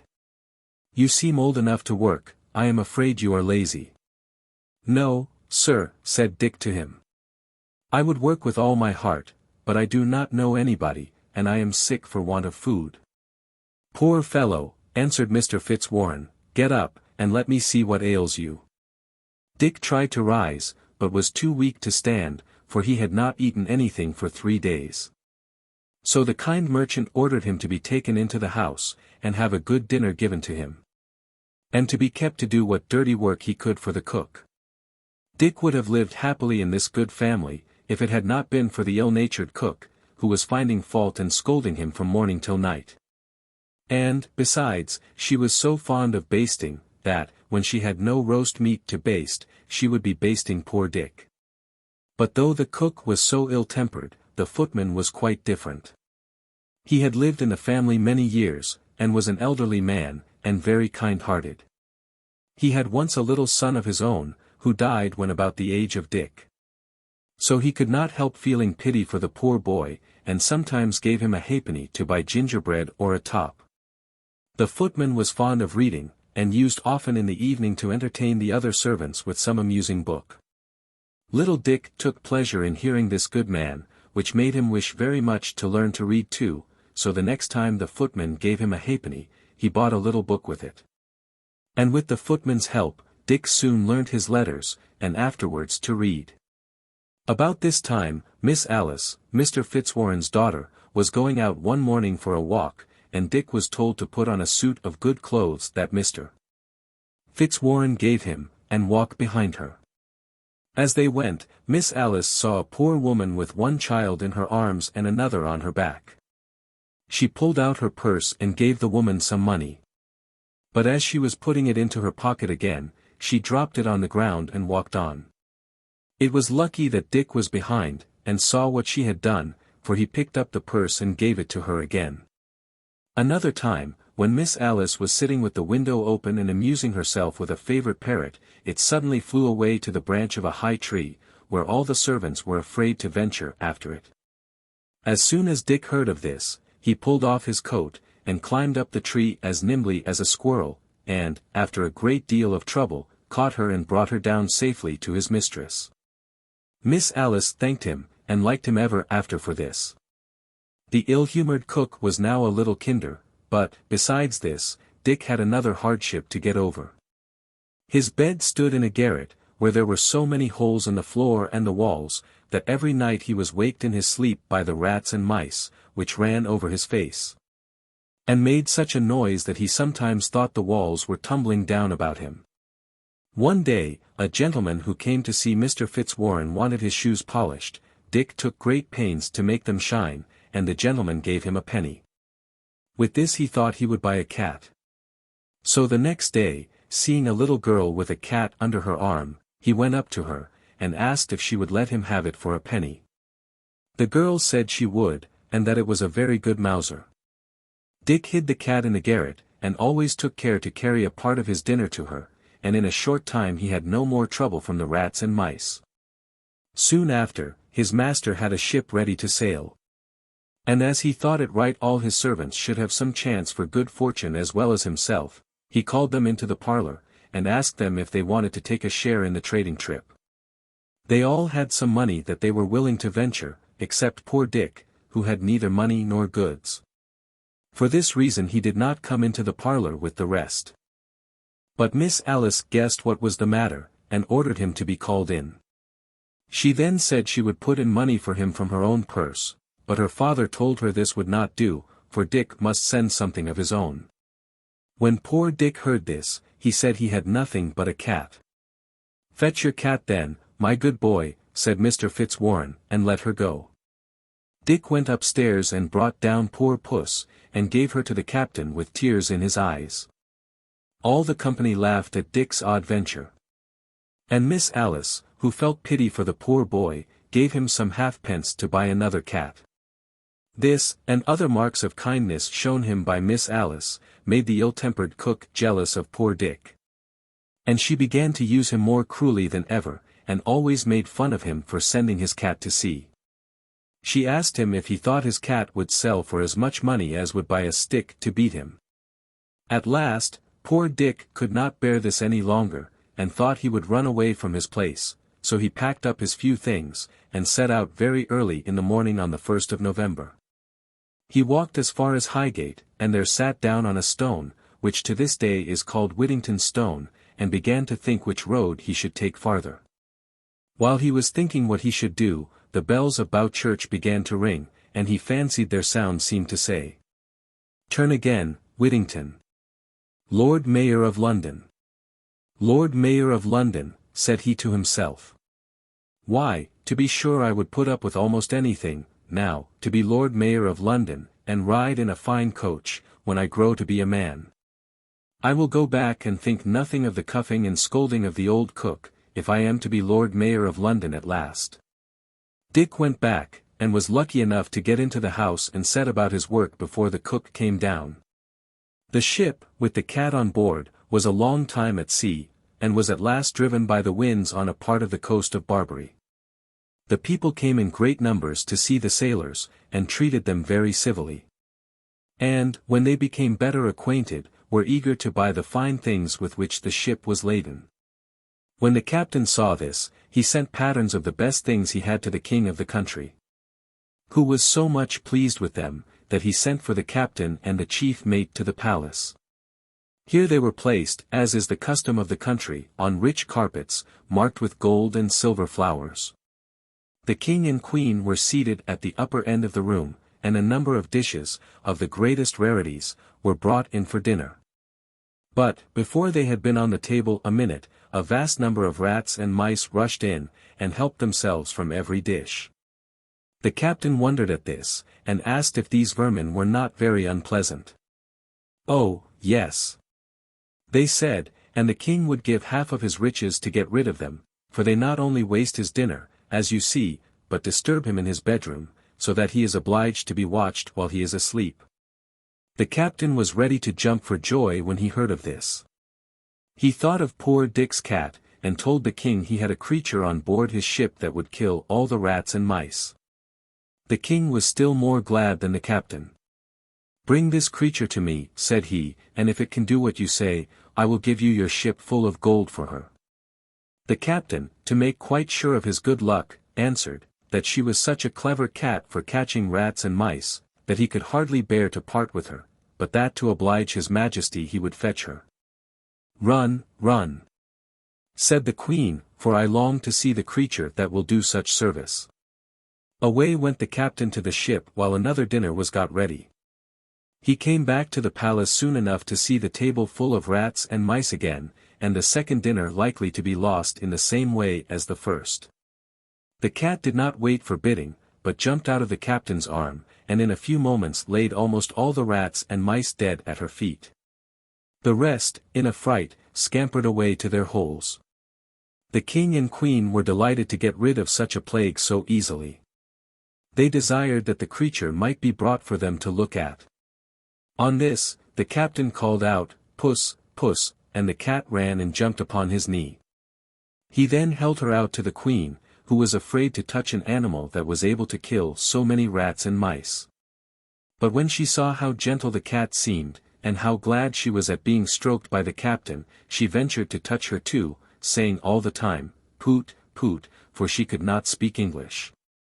At last the queen took Puss on her lap, and by degrees became quite free with her, till Puss purred herself to sleep. When the king had seen the actions of Mistress Puss, and was told that she would soon have young ones, which might in time kill all the rats and mice in his country, he bought the captain's whole ship's cargo. And afterwards gave him a great deal of gold besides, which was worth still more, for the cat. The captain then took leave, and set sail with a fair wind, and arrived safe at London. One morning, when Mr. Fitzwarren had come into the counting house, and seated himself at the desk, somebody came tap, tap, tap, at the door. "Who is there?" asked Mr. Fitzwarren. "A friend," answered someone. And who should it be but the captain, followed by several men carrying vast lumps of gold, that had been paid him by the King of Barbary for the ship's cargo. They then told the story of the cat, and showed the rich present that the king had sent to Dick for her, upon which the merchantman called out to his servants, "Go fetch him, we will tell him of the same. Pray call him Mr. Whittington by name." Mr. Fitzwarren now showed himself a really good man, for while some of his clerks said so great a treasure was too much for such a boy as Dick, he answered, "I will not keep the value of a single penny from him. It is all his own, and he shall have every farthing's worth of it." He sent for Dick, who happened to be scouring the cook's kettles, and was quite dirty, so that he wanted to excuse himself from going to his master. Mr. Fitzwarren, however, made him come in, and ordered a chair to be set for him, so that poor Dick thought they were making fun of him, and began to beg his master not to play tricks with a poor boy, but to let him go again to his work. "Indeed, Mr. Whittington," said the merchant, "we are all in earnest with you, and I heartily rejoice in the news these gentlemen have brought you. For the captain has sold your cat to the King of Barbary, and brought you, in return for her, more riches than I possess, and I wish you may long enjoy them." Mr.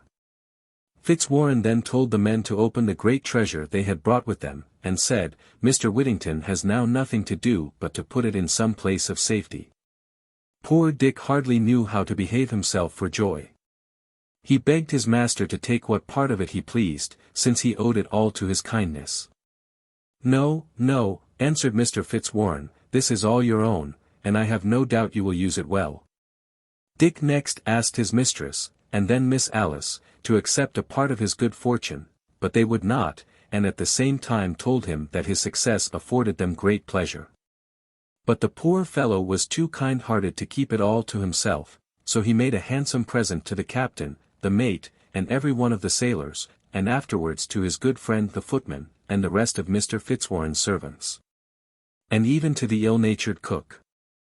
After this, Mr. Fitzwarren advised him to get himself dressed like a gentleman, and told him he was welcome to live in his house till he could provide himself with a better. When Whittington's face was washed, his hair curled, his hat cocked, and he was dressed in a nice suit of clothes, he was as handsome as any young man who visited at Mr. Fitzwarren's. So that Miss Alice, who had been so kind to him, and thought of him with pity, now looked upon him as fit to be her sweetheart. And the more so, no doubt, because Whittington was now always thinking what he could do to oblige her, and making her the prettiest presents that could be. Mr. Fitzwarren soon saw their love for each other, and proposed to join them in marriage. And to this they both readily agreed. A day for the wedding was soon fixed. And they were attended to church by the Lord Mayor, the Court of Aldermen, the sheriffs, and a great number of the richest merchants in London, whom they afterwards treated with a fine feast. History tells us that Mr. Whittington and his lady lived in great splendor, and were very happy. They had several children. He was Sheriff of London in the year 1360, and several times afterwards Lord Mayor. The last time, he entertained King Henry V, on His Majesty's return from the famous Battle of Agincourt. In this company, the king, on account of Whittington's gallantry, said, "Never had prince such a subject." And when Whittington was told this at the table, he answered, "Never had subject such a king." Going with an address from the city, on one of the king's victories, he received the honor of knighthood. Sir Richard Whittington supported many poor. He built a church, and also a college, with a yearly allowance to poor scholars, and near it raised a hospital. The figure of Sir Richard Whittington, with his cat in his arms, carved in stone, was to be seen till the year 1780, over the archway of the old prison of Newgate, that stood across Newgate Street. Many years ago there was a rich man who had a singular blue beard, which made him very ugly.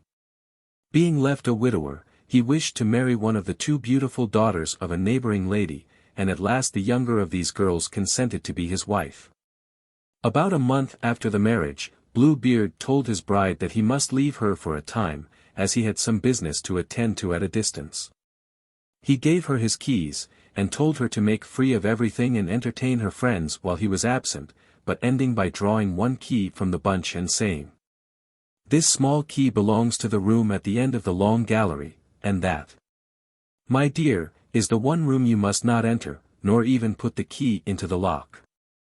Should you disobey, your punishment would be dreadful." Blue Beard set out on his journey, and for a time his wife found pleasure in showing her friends all her magnificence. But again and again she wondered what could be the reason why she was not to visit the room at the end of the long gallery. At last her curiosity became such that she could not resist the temptation to take just one peep within the forbidden door. When she reached the door she stopped for a few moments to think of her husband's warning, that he would not fail to keep his word should she disobey him. But she was so very curious to know what was inside, that she determined to venture in spite of everything. So, with a trembling hand, she put the key into the lock, and the door immediately opened. The window shutters being closed, she at first saw nothing, but in a short time she noticed that the floor was covered with clotted blood, on which the bodies of several dead women were lying. These were all the wives whom Blue Beard had married, and murdered one after another. She was ready to sink with fear, and the key of the door, which she held in her hand, fell on the floor. When she had somewhat recovered from her fright, she took it up, locked the door and hurried to her own room, terrified by what she had seen. As she observed that the key had got stained with blood in falling on the floor, she wiped it 2 or 3 times to clean it, but the blood still remained. She next washed it, but the blood did not go. She then scoured it with brick dust, and afterwards with sand. But notwithstanding all she could do, the blood was still there, for the key was a fairy, who was Blue Beard's friend, so that as fast as she got the stain off one side it appeared again on the other.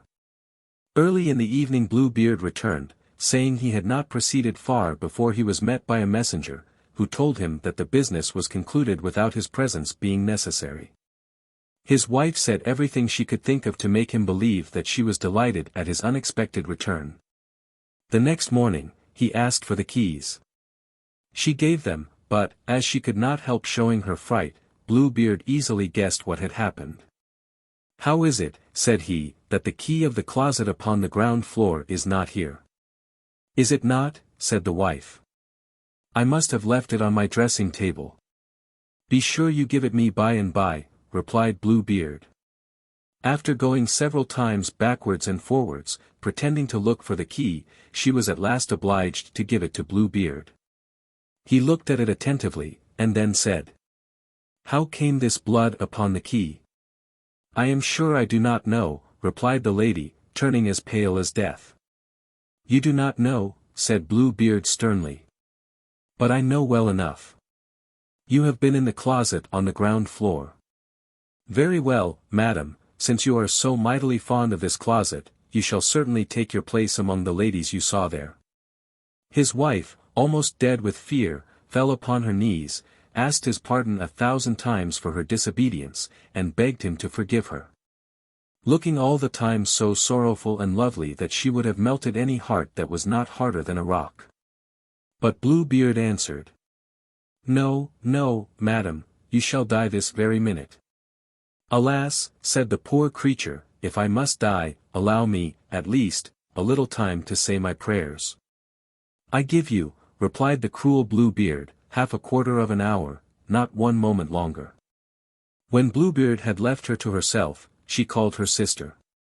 And, after telling her that she had but half a quarter of an hour to live. Please, said she, sister, and this was her sister's name, run up to the tower, and see if my brothers are in sight, they promised to come and visit me today. And if you see them, make a sign for them to gallop on as fast as possible. Her sister instantly did as she was desired, and the terrified lady every minute called out. Sister Anne, do you see anyone coming? And her sister answered. I see nothing but the sun, which makes a dust, and the grass, which looks green. In the meanwhile, Blue Beard, with a great scimitar in his hand, bawled as loud as he could. Come down instantly, or I will fetch you. 1 moment longer, I beseech you, replied she, and again called softly to her sister. Sister Anne, do you see anyone coming? To which she answered. I see nothing but the sun, which makes a dust, and the grass, which looks green. Blue Beard again bawled out.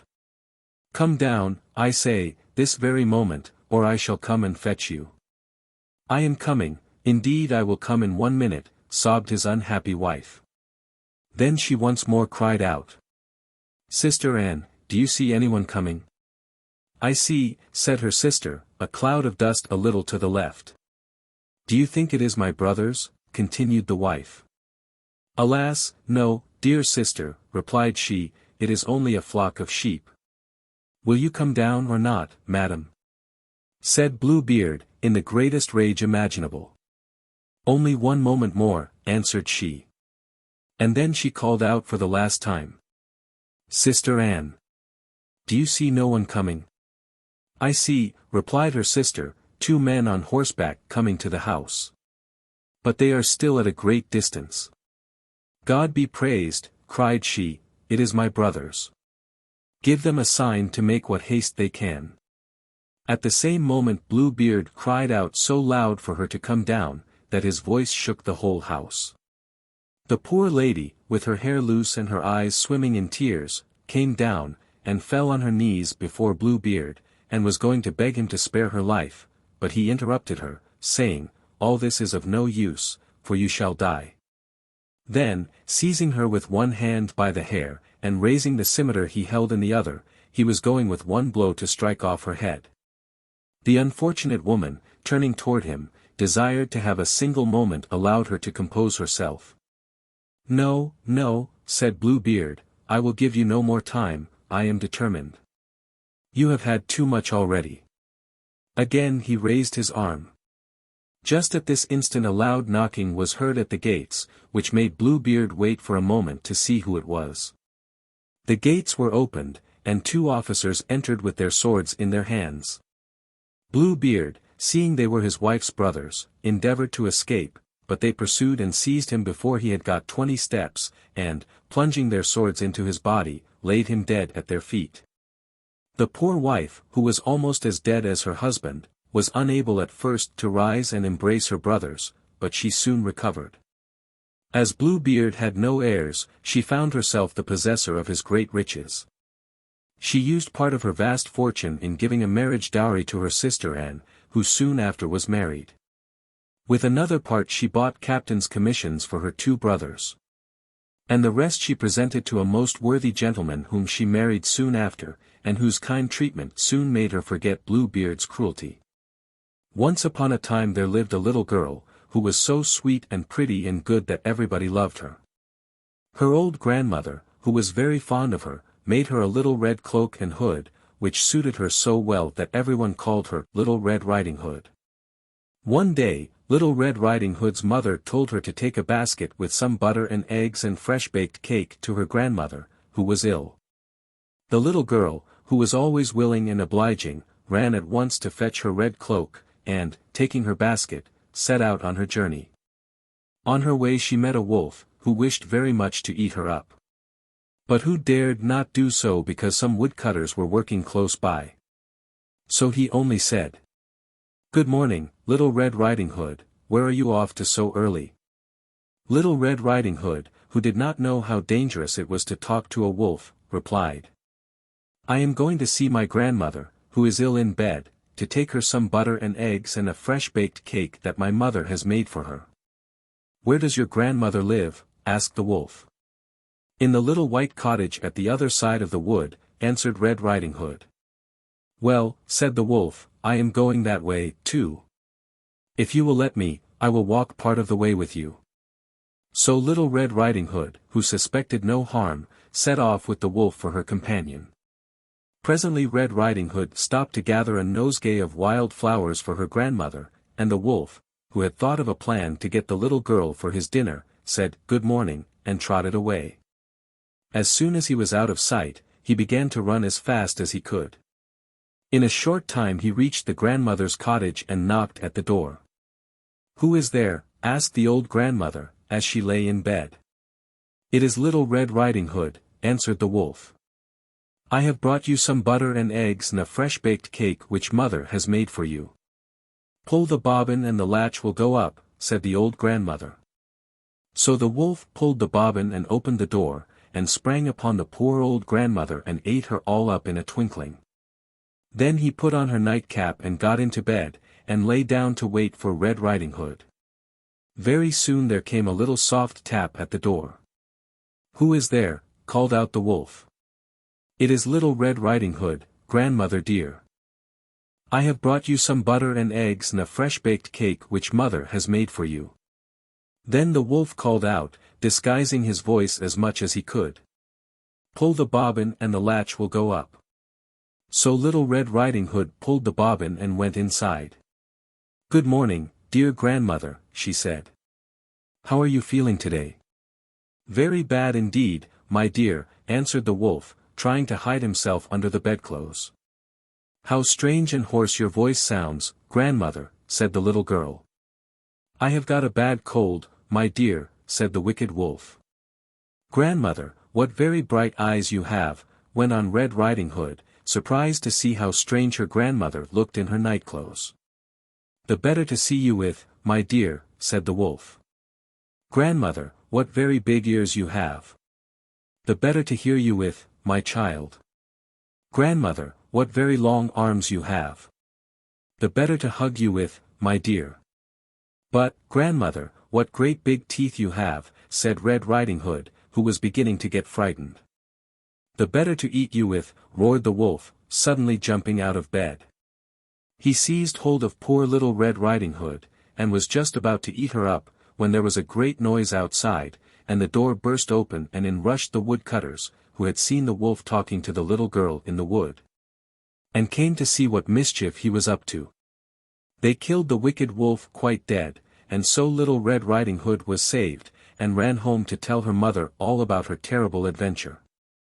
Sinbad the Sailor, after all his adventures and wanderings, settled down in happiness and prosperity in Baghdad.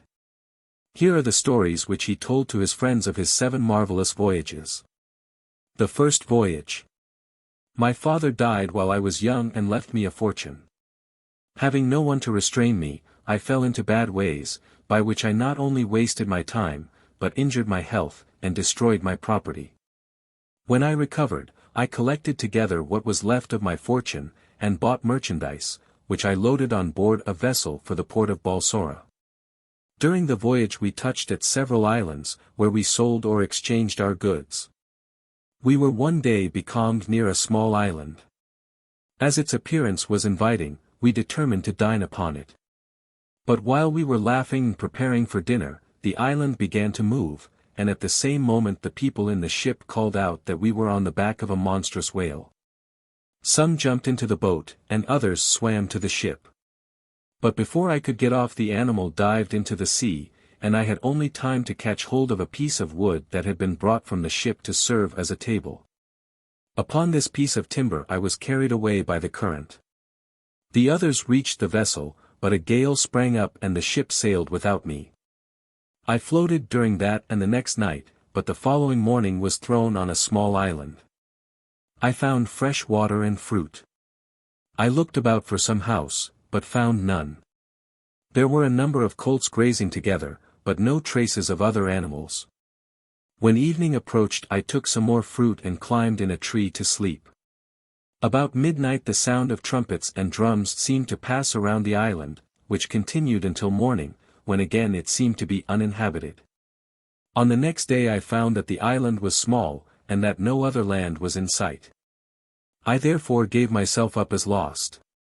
Nor were my fears lessened when I found that the shore abounded with enormous serpents and other sea monsters. I found, however, that they were timid, and that the rattling of sticks would make them dive into the water. Sinbad the Sailor.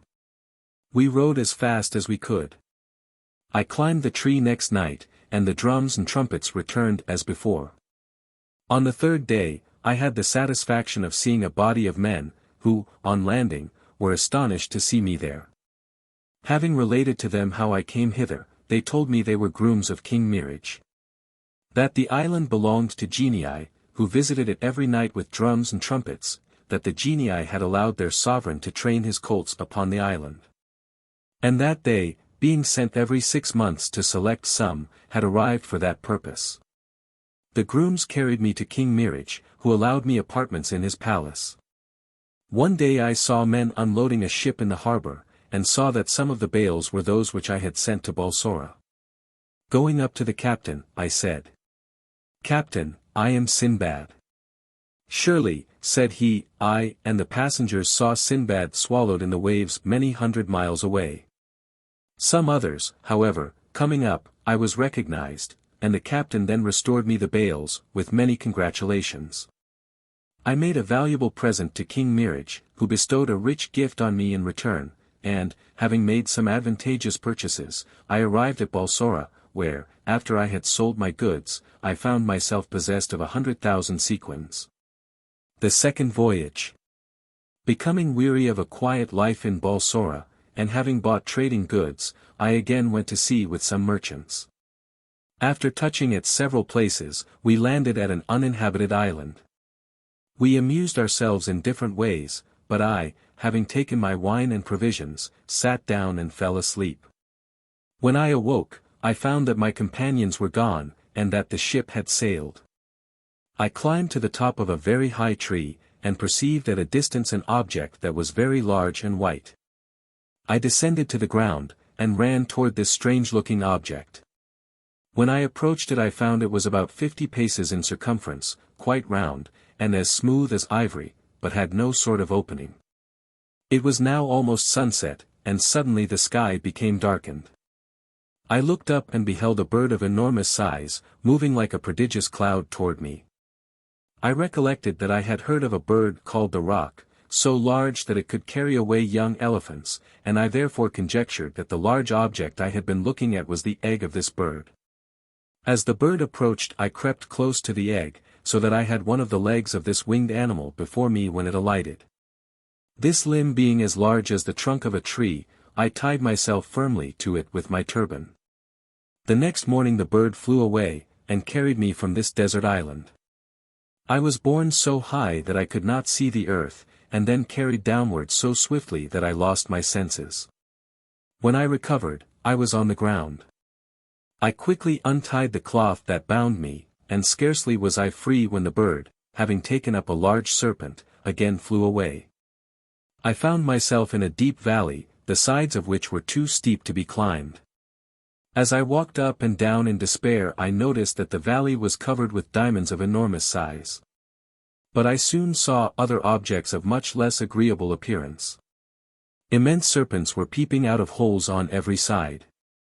When night came, I took shelter in a cave, the entrance of which I guarded with the largest stones I could find, but the hissing of the serpents entirely deprived me of sleep. When day returned, the serpents retired to their holes. And I came out of my cave, but with extreme fear. I walked heedless of the serpents until I became weary, and then sat down and fell asleep. I was awakened by something which fell near me.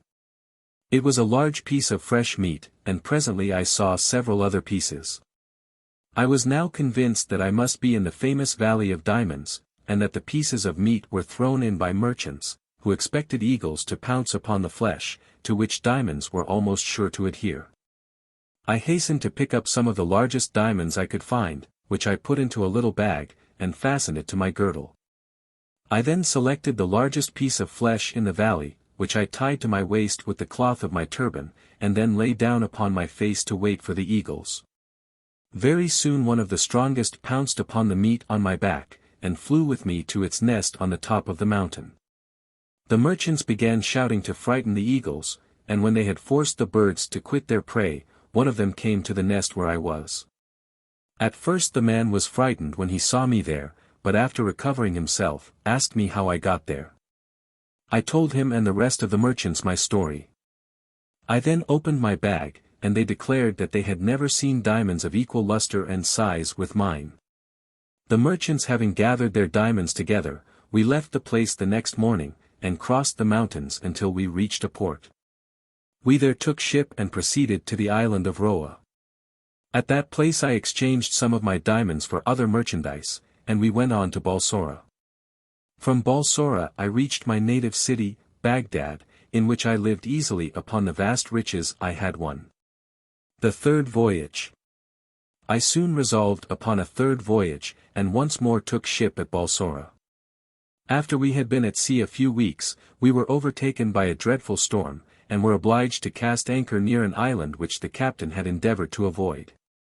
For he assured us that it was inhabited by pygmy savages, covered with hair, who would speedily attack us in great numbers. Soon an innumerable multitude of frightful savages, about 2 feet high, boarded the ship. Resistance was useless. They took down our sails, cut our cable, towed the ship to land, and made us all go on shore. We went towards the interior of the island and discovered a large building. It was a lofty palace, having a gate of ebony, which we pushed open, and soon discovered a room in which were human bones and roasting spits.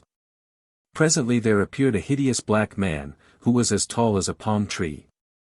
He had but one eye, his teeth were long and sharp, and his nails like the talons of a bird. He took me up as I would a kitten, but finding I was little better than skin and bone, put me down with contempt. The captain, being the fattest of the party, was sacrificed to his appetite. When the monster had finished his meal he stretched himself upon a great stone bench in the portico, and fell asleep, snoring louder than thunder. In this manner he slept till morning. In the morning he went out. I said to my companions, "Do not waste time in useless sorrow, let us hurry to look for timber to make rafts." We found some timber on the seashore, and labored hard. But having no tools, it was evening before we had finished, and while we were on the point of pushing the raft off the beach, our hideous tyrant returned and drove us to his palace, as if we had been a flock of sheep. We saw another of our companions sacrificed, and the giant lay down to sleep as before. Our desperate condition gave us courage. 9 of us got up very softly, and held the points of the roasting spits in the fire until we made them red hot. We then thrust them at once into the monster's eye. He uttered a frightful scream, and having tried in vain to find us, opened the ebony gate and left the palace. We did not stay long behind him, but ran to the seashore, got our rafts ready, and waited for daylight to embark. But at dawn we beheld our monstrous enemy, led by 2 giants of equal size, and followed by many others. We jumped upon our rafts, and pushed them from the shore, the tide helping us. The giants seeing us likely to escape, tore great pieces of rock, and wading in the water up to their waists, hurled them at us with all their might. They sank every one of the rafts but that on which I was, thus all my companions, except 2, were drowned. We rowed as fast as we could, and got out of the reach of these monsters. We were at sea 2 days, but at last found a pleasant island. After eating some fruit, we lay down to sleep, but were soon awakened by the hissing of an enormous serpent. One of my comrades was instantly devoured by this terrific creature. I climbed up a tree as fast as I could, and reached the topmost branches. My remaining companion was following me, but the dreadful reptile entwined itself round the tree and caught him. The serpent then went down and glided away. I waited until late the next day before I ventured to descend. Evening again approached, and I gathered together a great quantity of small wood, brambles, and thorns. Having made them into faggots, I formed a circle round the tree, and fastened the uppermost to the branches of the tree. I then climbed up to the highest branches. At night the serpent came again, but could not reach the tree. And crawling vainly round and round my little fortification until daylight, he went away. The next day I spied a ship in full sail a long way off. With the linen of my turban I made a signal, which was perceived. I was taken on board the ship and there told my adventures. The captain was very kind to me. He said that he had some bales of goods which had belonged to a merchant who had unintentionally left him some time ago on an uninhabited island. As this man was undoubtedly dead, he intended to sell the goods for the benefit of his relatives, and I should have the profit of selling them. I now recollected this was the captain with whom I sailed on my second voyage. I soon convinced him that I was really Sinbad, whom he supposed to have been lost. He was delighted at the discovery, and eagerly acknowledged that the property was mine. I continued my voyage, sold my goods to great advantage, and returned to Baghdad. My fourth voyage. My desire of seeing foreign countries rendered my pleasures at home unsatisfactory. I therefore arranged my affairs, commenced a voyage to Persia, and having bought a large stock of goods loaded a ship and again embarked. The ship struck upon a rock, and the cargo was lost. A few others and myself were borne by the current to an island, on which we were surrounded by black savages, and carried to their huts. The savages offered us herbs, my companions eagerly took them, for they were hungry. Grief would not allow me to eat, and presently I saw that the herbs had made my comrades senseless. Rice, mixed with oil of coconuts, was then offered to us, which my companions ate greedily and grew fat. My unhappy friends were then devoured one after another, having become appetizing to the cannibals. But I languished so much that they did not think me fit to eat. They left me to the care of an old man, from whom I managed to escape. And taking care to go a contrary way from that which the savages had taken, I never stopped till night. At the end of 7 days, on the seashore I found a number of white persons gathering pepper. They asked me in Arabic who I was, and whence I came, and I gave them an account of the shipwreck, and of my escape. They treated me kindly and presented me to their king, who treated me with great liberality. During my stay with them, I observed that when the king and his nobles went hunting, they rode their horses without bridle or saddle. With the assistance of some workmen I made a bridle and saddle, and having put them upon one of the king's horses, presented the animal, thus equipped, to his majesty. He was so delighted that he instantly mounted and rode about the grounds almost the whole day. All the ministers of state and the nobility induced me to make saddles and bridles for them, for which they made me such magnificent presents that I soon became very rich. The king at last requested that I would marry, and become one of his nation.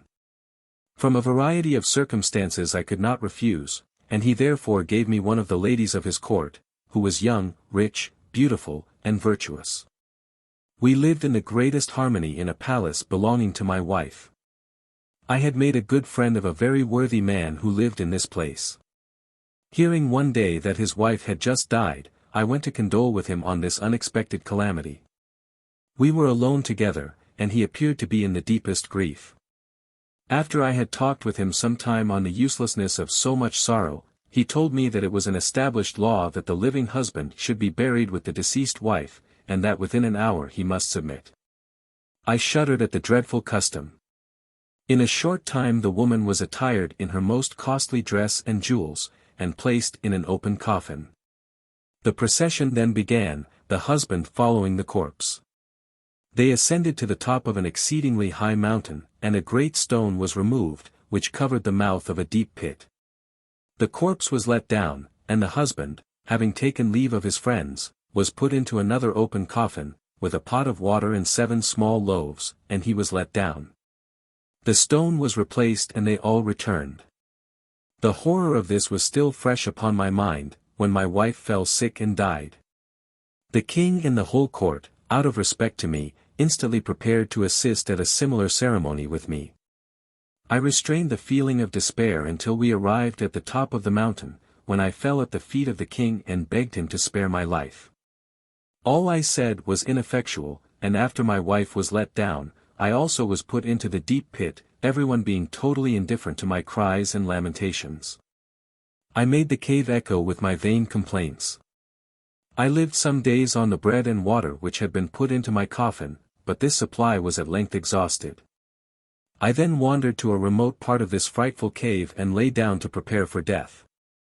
I was thus wishing only for a speedy termination of my misery, when I heard something walking and panting. I started up, upon which the thing panted still more, and then ran away. I pursued it, and sometimes it seemed to stop, but on my approach continued to go on before me.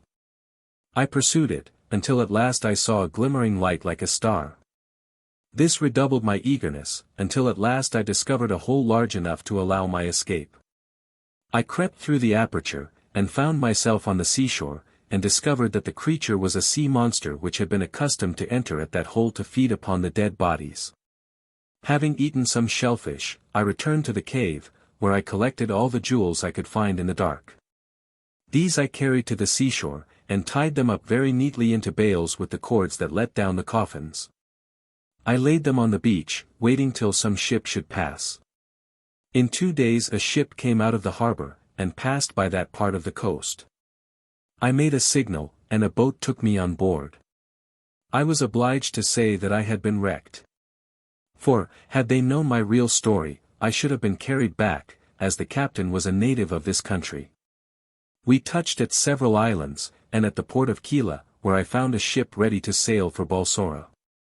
And having presented some jewels to the captain who had brought me to Kila, I sailed, and at last arrived at Baghdad.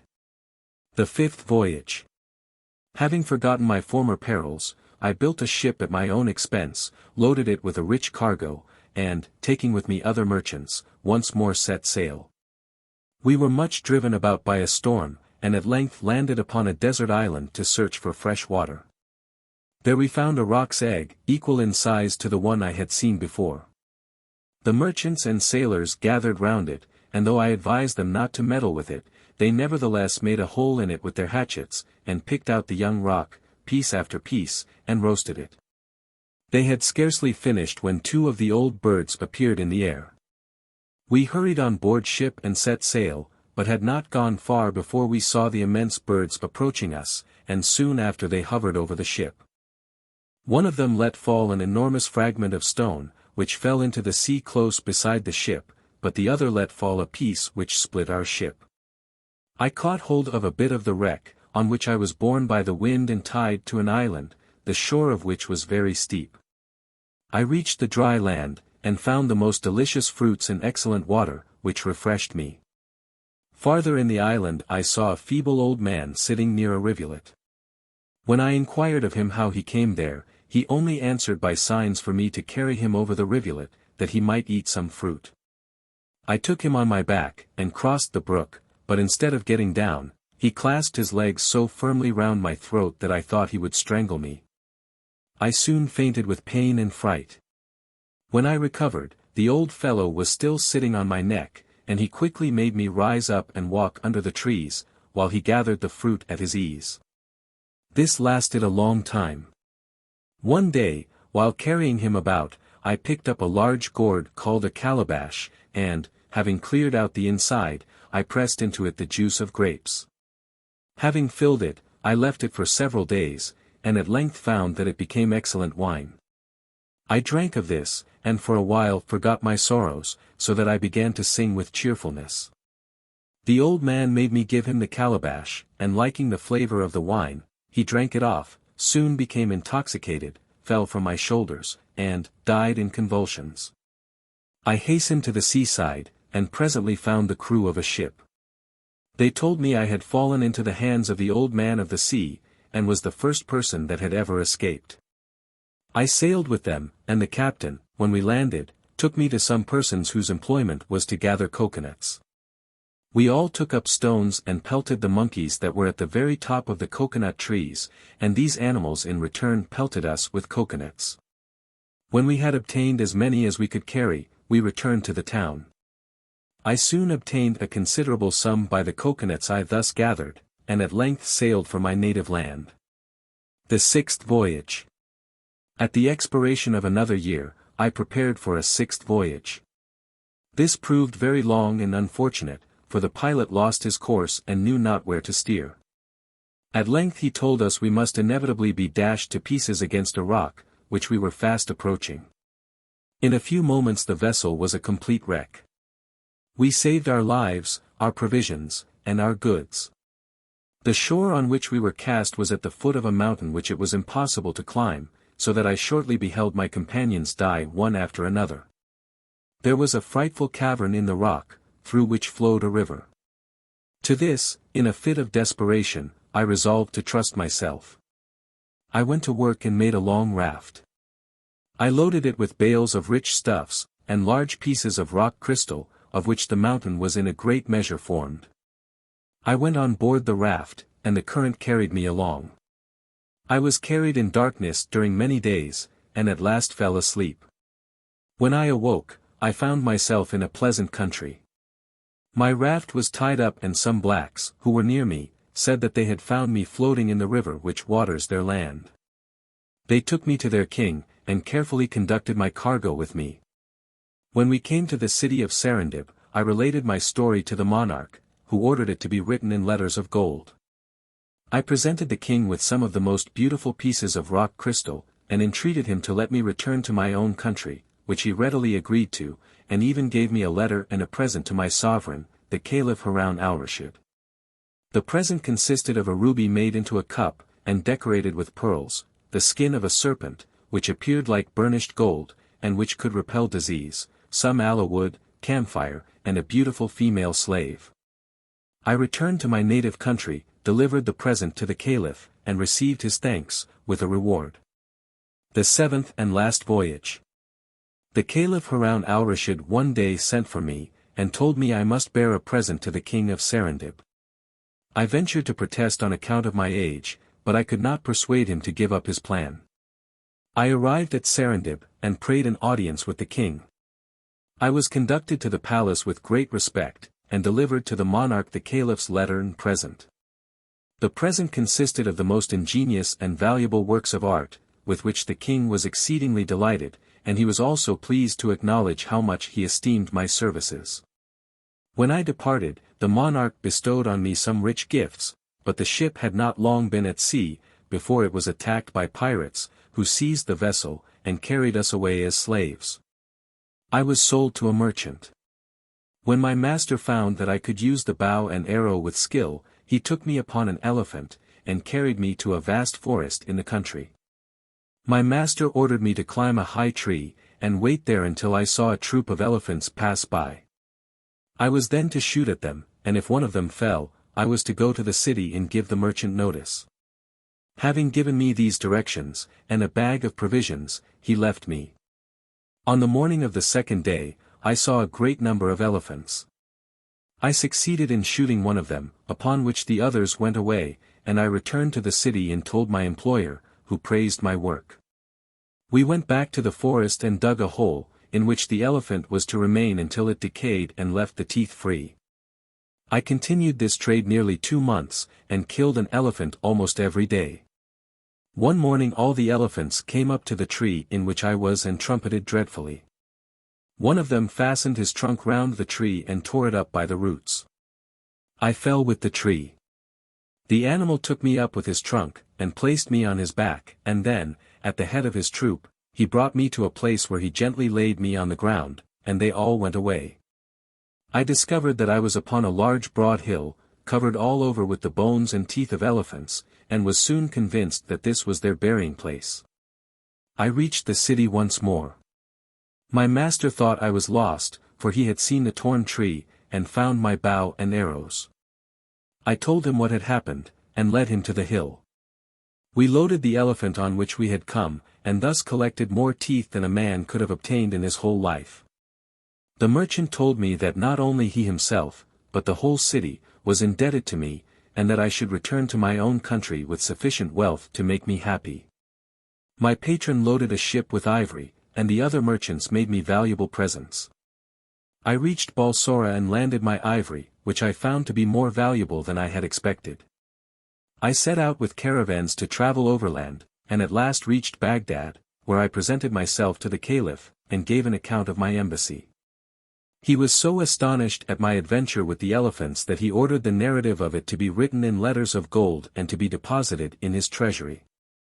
Once upon a time there dwelt near a large wood a poor woodcutter, with his wife and 2 children by his former marriage, a little boy called Hansel and a girl named Gretel. He had little enough to eat. And once, when there was a great famine in the land, he could not get even his daily bread. As he lay thinking in his bed one evening, rolling about for trouble, he sighed, and said to his wife, "What will become of us? How can we feed our children, when we have no more than we can eat ourselves?" "Well, then, my husband," answered she, "we will lead them away, quite early in the morning, into the thickest part of the wood, and there make them a fire, and give them each a little piece of bread.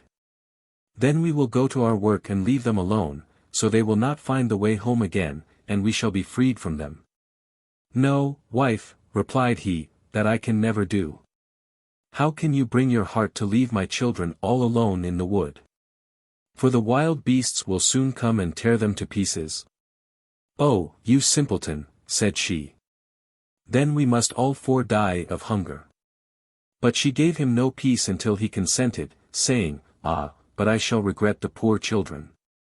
The 2 children, however, had not gone to sleep for very hunger, and so they overheard what the stepmother said to their father. Gretel wept bitterly, and said to Hansel, "What will become of us?" "Be quiet, Gretel," said he. "Do not cry, I will soon help you." And as soon as their parents had fallen asleep he got up, put on his coat, and, unbarring the back door, slipped out. The moon shone brightly, and the white pebbles which lay before the door seemed like silver pieces, they glittered so brightly. Hansel stooped down, and put as many into his pocket as it would hold. And then, going back, he said to Gretel, "Be comforted, dear sister, and sleep in peace, God will not forsake us." And so saying, he went to bed again. The next morning, before the sun arose, the wife went and awoke the 2 children. "Get up, you lazy things, we are going into the forest to chop wood." Then she gave them each a piece of bread, saying, "There is something for your dinner, do not eat it before the time, for you will get nothing else." Gretel took the bread in her apron, for Hansel's pocket was full of pebbles, and so they all set out upon their way. When they had gone a little distance, Hansel stood still, and peeped back at the house. And this he repeated several times, till his father said, "Hansel, what are you peeping at, and why do you lag behind? Take care, and remember your legs." "Ah, father," said Hansel, "I am looking at my white cat sitting upon the roof of the house, and trying to say goodbye." "You simpleton," said the wife, "that is not a cat, it is only the sun shining on the white chimney." But in reality Hansel was not looking at a cat, but every time he stopped he dropped a pebble out of his pocket upon the path. When they came to the middle of the wood the father told the children to collect wood, and he would make them a fire, so that they should not be cold. So Hansel and Gretel gathered together quite a little mountain of twigs. Then they set fire to them, and as the flame burnt up high, the wife said, "Now, you children, lie down near the fire, and rest yourselves, while we go into the forest and chop wood. When we are ready I will come and call you." Hansel and Gretel sat down by the fire, and when it was noon each ate the piece of bread, and because they could hear the blows of an axe, they thought their father was near. But it was not an axe, but a branch which he had bound to a withered tree, so as to be blown to and fro by the wind. They waited so long, that at last their eyes closed from weariness, and they fell fast asleep. When they awoke it was quite dark, and Gretel began to cry, "How shall we get out of the wood?" But Hansel tried to comfort her, saying, "Wait a little while till the moon rises, and then we will quickly find the way." The moon soon shone forth, and Hansel, taking his sister's hand, followed the pebbles, which glittered like new coined silver pieces, and showed them the path. All night long they walked on, and as day broke they came to their father's house. They knocked at the door, and when the wife opened it and saw Hansel and Gretel, she exclaimed, "You wicked children! Why did you sleep so long in the wood? We thought you were never coming home again." But their father was very glad, for it had grieved his heart to leave them all alone. Not long afterwards there was again great scarcity in every corner of the land. And one night the children overheard their mother saying to their father, "Everything is again eaten. We have only half a loaf left, and then we must starve. The children must be sent away. We will take them deeper into the wood, so that they may not find the way out again. It is the only means of escape for us." But her husband felt heavy at heart, and thought it were better to share the last crust with the children. His wife, however, would listen to nothing that he said, and scolded and reproached him without end. Now the children had heard what had been said as they lay awake, and as soon as the old people went to sleep Hansel got up, intending to pick up some pebbles as before, but the wife had locked the door, so that he could not get out. Nevertheless he comforted Gretel, saying, "Do not cry, sleep in peace, the good God will not forsake us." Early in the morning the stepmother came and pulled them out of bed, and gave them each a slice of bread, which was still smaller than the one they had last time.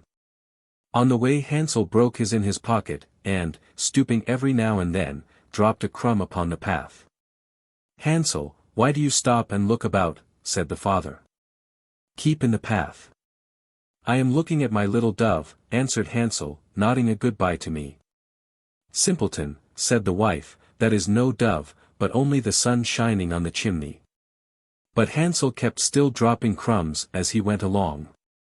The mother led the children deep into the wood, where they had never been before, and there, making an immense fire, she said to them, "Sit down here and rest, and when you feel tired you can sleep for a little while. We are going into the forest to Hew wood, and in the evening, when we are ready, we will come and fetch you."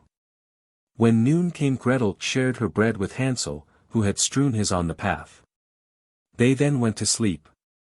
But the evening arrived and no one came to visit the poor children, and in the dark night they awoke, and Hansel comforted his sister by saying, "Only wait, Gretel, till the moon comes out, then we shall see the crumbs of bread which I have dropped. And they will show us the way home." When the moon shone they got up, but they could not see any crumbs, for the thousands of birds which had been flying about in the woods and fields had picked them all up. Hansel kept saying to Gretel, "We will soon find the way." But they did not. They walked the whole night long and the next day, but still they did not come out of the wood, and they got very hungry, for they had nothing to eat but the berries which they found upon the bushes. Soon they got so tired that they could not drag themselves along, so they lay down under a tree and went to sleep. It was now the third morning since they had left their father's house, and they still walked on. But they only got deeper and deeper into the wood, and Hansel saw that if help did not come very soon they would die of hunger. About the middle of the day they saw a beautiful snow-white bird sitting on a bough, which sang so sweetly that they stood still and listened to it. It soon left off and, spreading its wings, flew away. They followed it until it arrived at a cottage, upon the roof of which it perched, and when they went close up to it they saw that the cottage was made of bread and cakes, and the window panes were of clear sugar. "We will go in there," said Hansel, "and have a glorious feast. I will eat a piece of the roof, and you can eat the window. Will they not be sweet?" So Hansel reached up and broke a piece off the roof, in order to see how it tasted. While Gretel stepped up to the window and began to bite it. Then a sweet voice called out in the room, "Tip-tap, tip-tap, who raps at my door?" And the children answered, the wind, the child of heaven," and they went on eating. Hansel thought the roof tasted very nice, and so he tore off a great piece, while Gretel broke a large round pane out of the window and sat down quite contentedly. Just then the door opened, and a very old woman, walking upon crutches, came out. Hansel and Gretel were so frightened that they let fall what they had in their hands, but the old woman, nodding her head, said, "Ah, you dear children, what has brought you here? Come in and stay with me, and no harm shall befall you." And so saying, she took them both by the hand and led them into her cottage. A good meal of milk and pancakes, with sugar, apples and nuts, was spread on the table, and in the back room were two nice little beds, covered with white, where Hansel and Gretel laid themselves down and rested happily after all their hardships. The old woman was very kind to them, but in reality she was a wicked witch who waylaid children, and built the bread house in order to entice them in. Then as soon as they were in her power she killed them, cooked and ate them, and made a great festival of the day. Witches have red eyes and cannot see very far. But they have a fine sense of smell, like wild beasts, so that they know when children approach them. When Hansel and Gretel came near the witch's house she laughed wickedly, saying, "Here come two who shall not escape me." And early in the morning, before they awoke, she went up to them, and saw how lovingly they lay sleeping, with their chubby red cheeks, and she mumbled to herself, "That will be a good bite." Then she took up Hansel with her rough hand, and shut him up in a little cage with a lattice door, and although he screamed loudly it was of no use.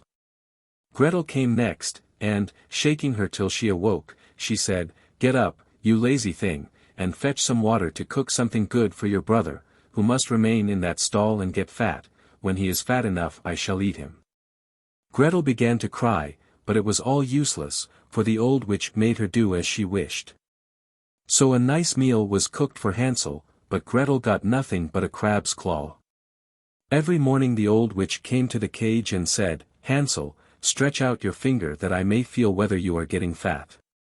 But Hansel used to stretch out a bone, and the old woman, having very bad sight, thought that it was his finger, and wondered very much that he did not get fatter. When 4 weeks had passed, and Hansel was still quite lean, she lost all her patience, and would not wait any longer. "Gretel," she called out in a passion, "get some water quickly, be Hansel fat or lean, this morning I will kill and cook him." Oh, how the poor little sister grieved, as she was forced to fetch the water, and fast the tears ran down her cheeks. "Dear good God, help us now," she exclaimed. "Had we only been eaten by the wild beasts in the wood, then we should have died together." But the old witch called out, "Stop that noise, it will not help you a bit." So, early in the morning, Gretel was forced to go out and fill the kettle, and make a fire. "First, we will bake, however," said the old woman, "I have already heated the oven and kneaded the dough." And so saying, she pushed poor Gretel up to the oven, out of which the flames were burning fiercely. "Creep in," said the witch, "and see if it is hot enough, and then we will put in the bread." But she intended when Gretel got in to shut up the oven and let her bake, so that she might eat her as well as Hansel. Gretel saw what her thoughts were and said, "I do not know how to do it, how shall I get in?" "You stupid goose," said she, "the opening is big enough. See, I could even get in myself." And she got up, and put her head into the oven. Then Gretel gave her a push, so that she fell right in, and then, shutting the iron door, she bolted it. Oh! How horribly she howled, but Gretel ran away, and left the wicked witch to burn to ashes.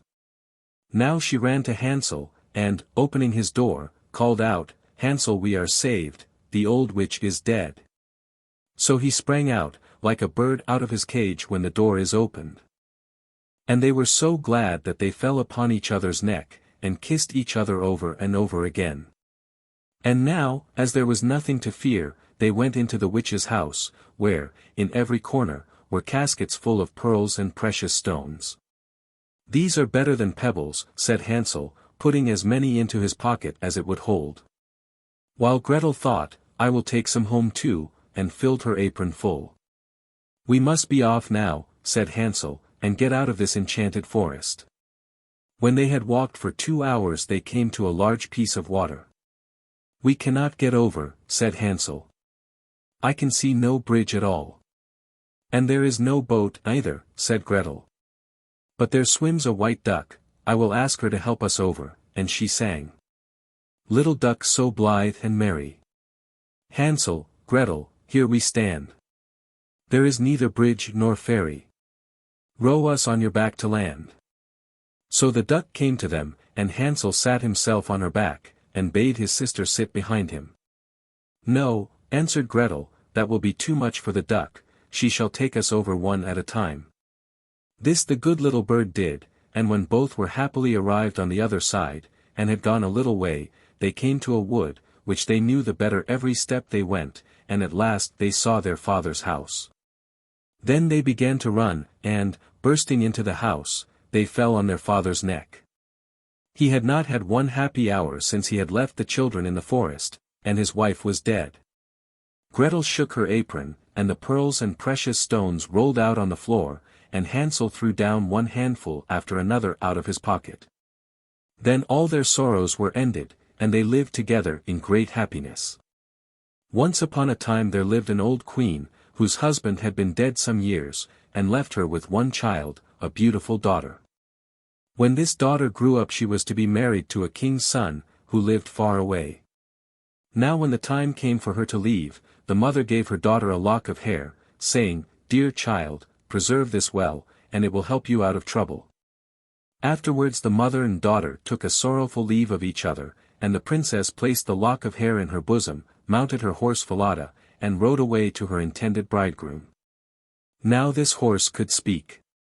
After she had ridden for about an hour she became very thirsty, and said to her servant, Dismount, and bring me some water from yonder stream in the cup which you carry with you, for I am very thirsty. If you are thirsty, replied the servant, dismount yourself, and stoop down to drink the water, for I will not be your maid.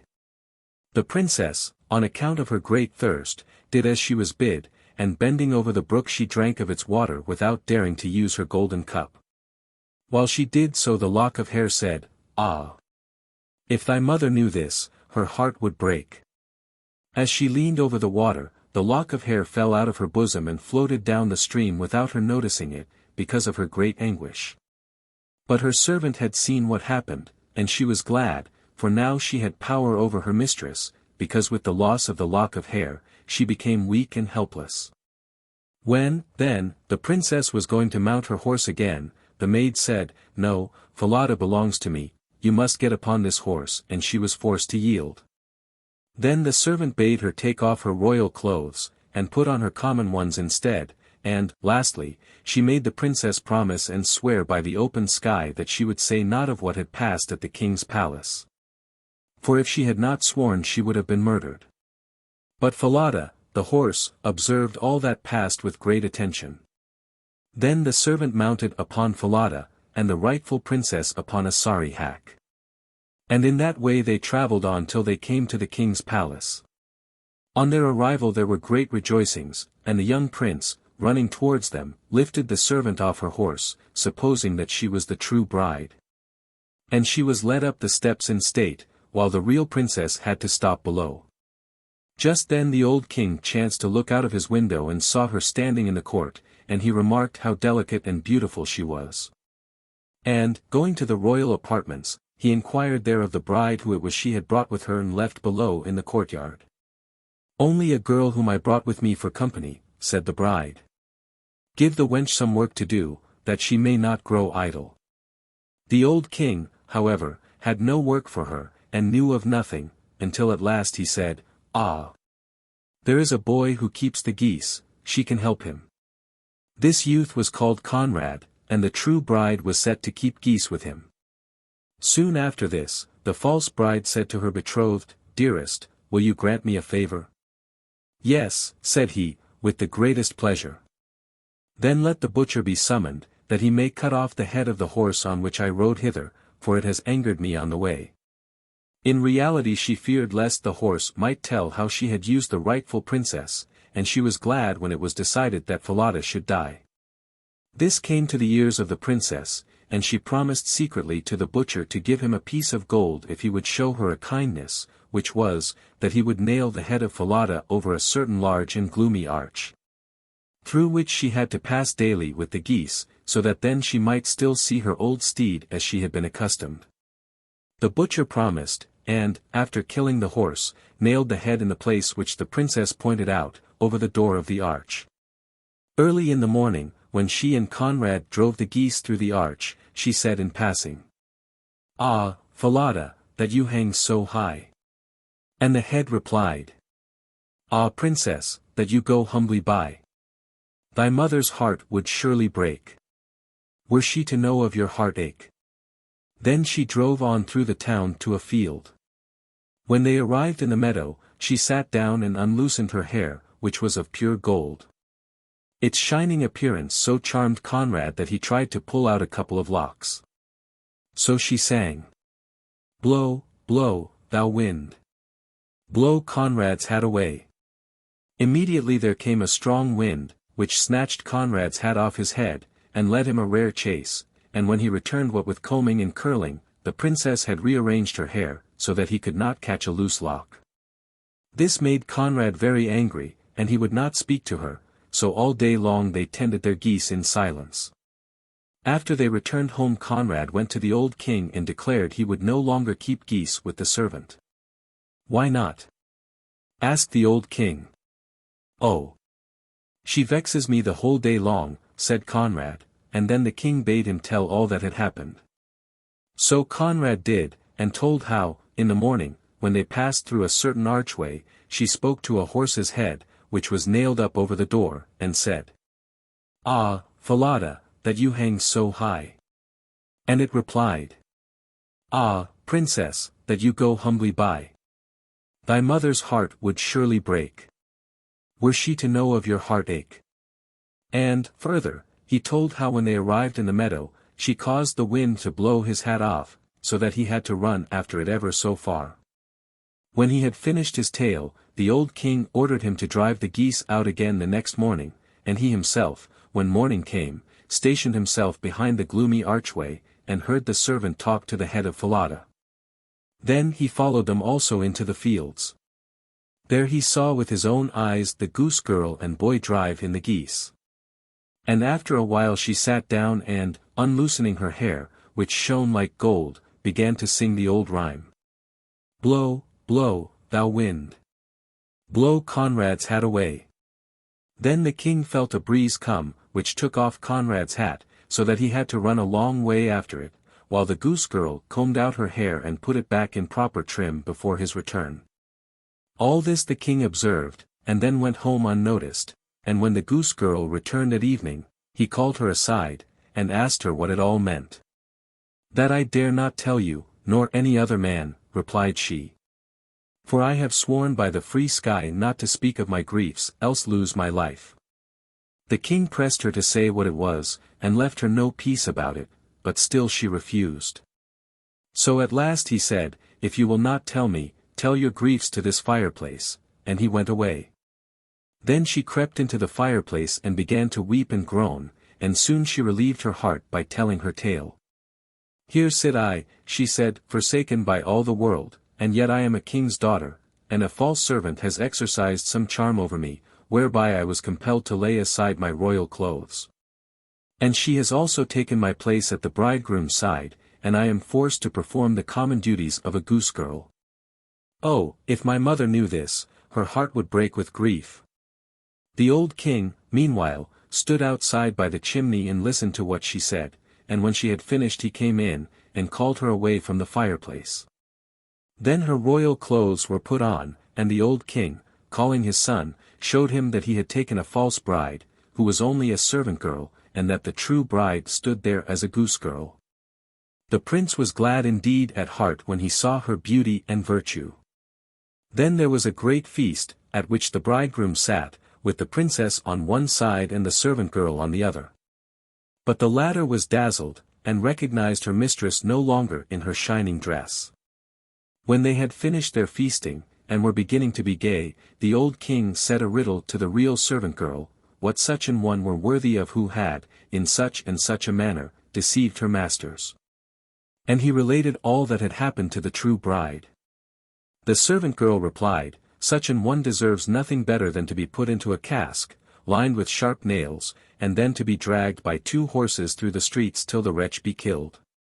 "You are the woman then," exclaimed the king. "You have proclaimed your own punishment, and it shall be strictly fulfilled." The sentence was at once carried out, and afterwards the prince married his rightful bride, and they lived long in peace and happiness. Favorite Fairy Tales.